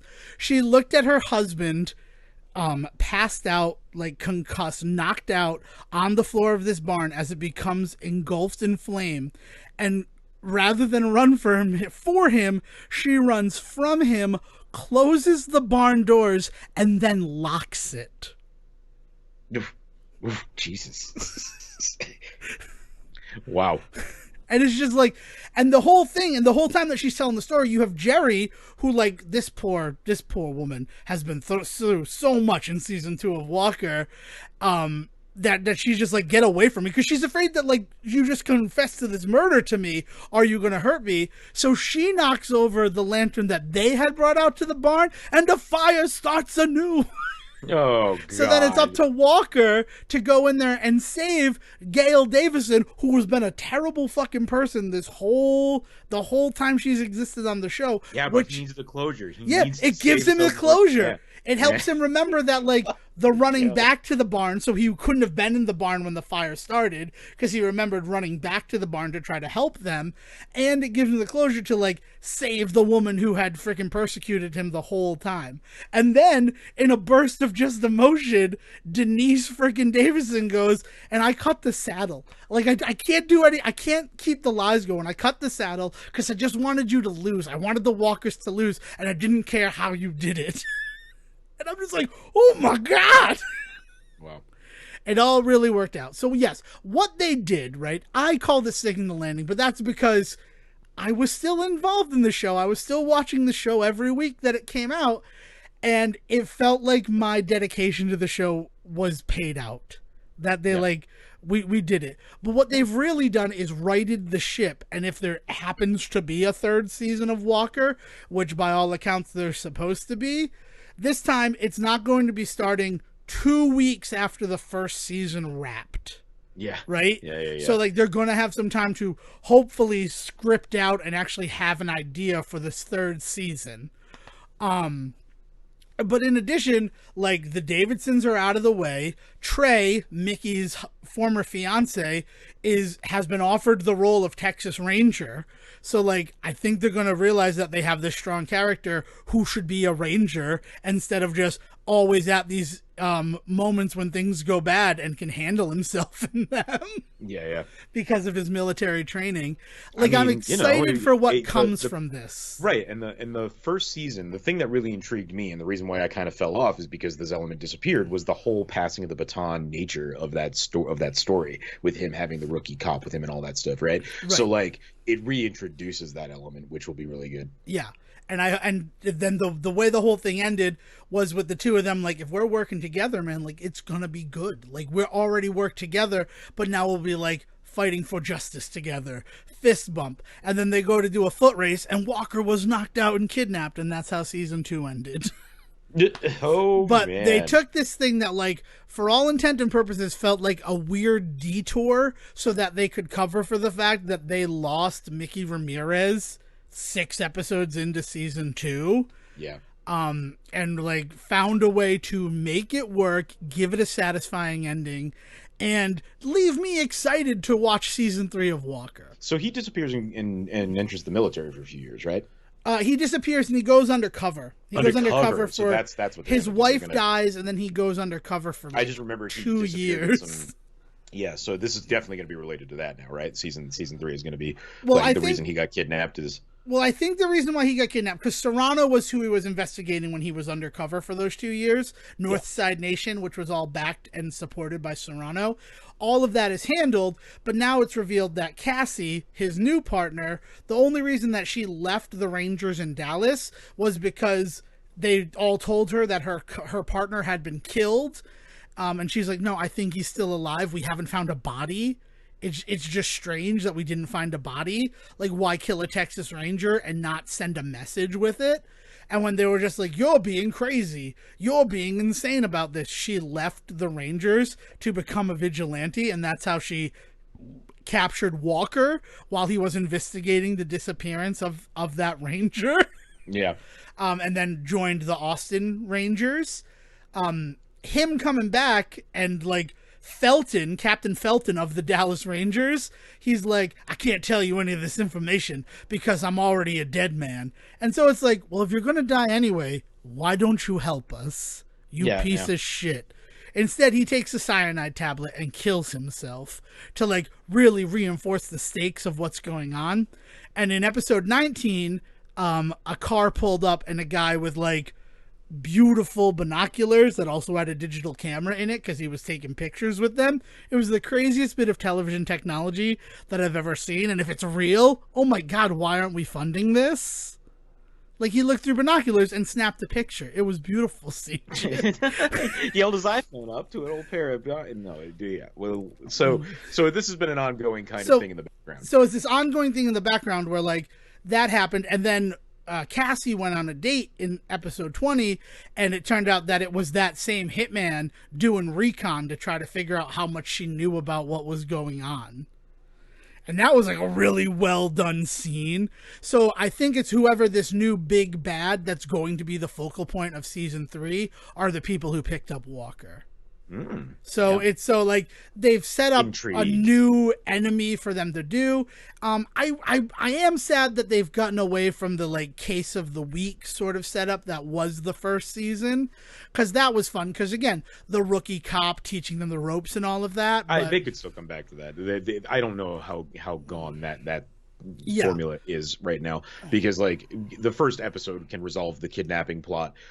Not completely, obviously leave more mystery up to be the overarching mystery of the whole season, but they could very easily get back to the case of the week overarching story kind of method that those shows are really good at. Yeah, because they were really good in the first season, and then the second season, the overarching story just like wasn't connected to the fact that he was a Texas Ranger. Right. It just felt like another season of Dallas. Yeah. But that's it. So go stick with it. If you're like fell off the Walker train when Mickey left, or when the whole Davidson thing was introduced, or when Cassie was introduced, like literally any episode post episode 6 of season 2 of Walker, I'd get it if you're like, I'm done with this show.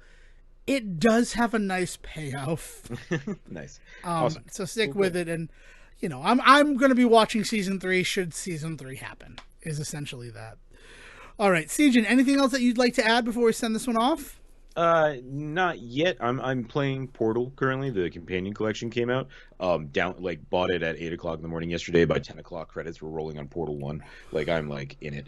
I gotta Wait, test the 8 a.m. multiplayer. to 10 a.m. or 8 a.m. to 10 p.m.? 8 a.m. to 10 a.m. It Okay. was yeah. So like I forgot like how nice and tight that first one That really first game can is be. really, really good. Yeah. I adore the second one, so I'm deep in that one. I'm getting slowly into some of the multiplayer aspect of it, but honestly, the big thing is I just want somebody that I can like sit down and like dedicate like we're just gonna do this, but like online or at least local. So I'm trying to see if somebody wants to come by the house or what. Because playing a split screen on the TV was cool when I could, when that was the only option back then. But now that we have the ability to play on different devices and full screen and stuff, I would very much prefer that. Yeah, Well, I got some feelings and some thoughts about that collection, but I'll wait on them until I get everything, played on it. well, I would be willing to do that. And I don't know why I said it the way it is. It's just that game came out, Portal 2 came out, we sat down and we played it, and the people I was playing with it were like, oh, it's done. And then we got to the part where you're outside of whatever the name of the group is, Aperture. You're outside of the Aperture building, and they introduce the like slimes that give you speed and double jump and everything. So you basically played 1/3 of that game. Yeah. And I'm like, well, we got to continue. And they're like, no, we're done with the game. We're not keeping playing. And I'm like, no, but like, this is the thing. And then I like never bought the game myself, right? I didn't have that drive. But I really want to finish Portal 2 multiplayer, knowing that it's a completely separate package. Oh, yeah. So yep. I would, it's only $20 for the Companion Cube collection, right? Yeah, so it's $20. The first one plays a little rougher than the second. I won't say it plays rough though. I think that especially if you got a pro controller, it's fine. But it is definitely not at the caliber that the second one was, because the second one had console releases. Yeah. So like there was always a yeah. So the second one definitely is the tighter package, I think, but having the first one there is awesome. So I $20 for the both of them is just fucking great. And there's bonus episode stuff. I don't know if it's going to be the ones that people love and remember. I'm not too deep in the Portal community, but there was a lot of community created and add-ons for that. Like there was with Half-Life and stuff as well. But there are bonus episodes available in the package. I just haven't really dug into like whether or not they're like the meaningful ones for the community or not. Well, that's excellent. So, if you can't find anybody local, I will agree to do it online. Yeah, no, I would love to do it online too. Just the idea of being able to play that Portal, the multiplayer, but have my own goddamn TV to do it would be great. Yeah. So there's something to look forward to. There's your tease, hopefully for next episode, but maybe further on down the line, so we can call an episode the Portal Report. Nice. But so we'll see what happens there. The Wheatley Report. Yeah. If in the meantime you would like to recommend shows to Sejohn to watch on Tubi, he can be found on Twitter at Siege versus the World. And if you're having some experiences with Cuphead that you want to kind of vent about or parse out, then you can reach out to Devon at Devon D. Decker. Excellent. Look forward to it. Brief reminder, new Adam Sandler this week, and it's finally Big Daddy, so you can stop blowing up our DMs. Calm the fuck down. It's season 4 is for the fans, so we are starting with Big Daddy, easily our most requested movie to cover. So if you want to join us for that discussion, that'll be dropping on Friday. But until then, Will, why don't you bring us home, bud? Have a good one, folks. Thank you for listening to the Say Report with your host, Devon Decker and Sejohn Serwick. Please follow the guys on Twitter and Facebook by searching for The Say Report, and you can always subscribe on your podcast channel so this is delivered straight to you and you can enjoy it every week. With apologies to your mother, we'll see you next time.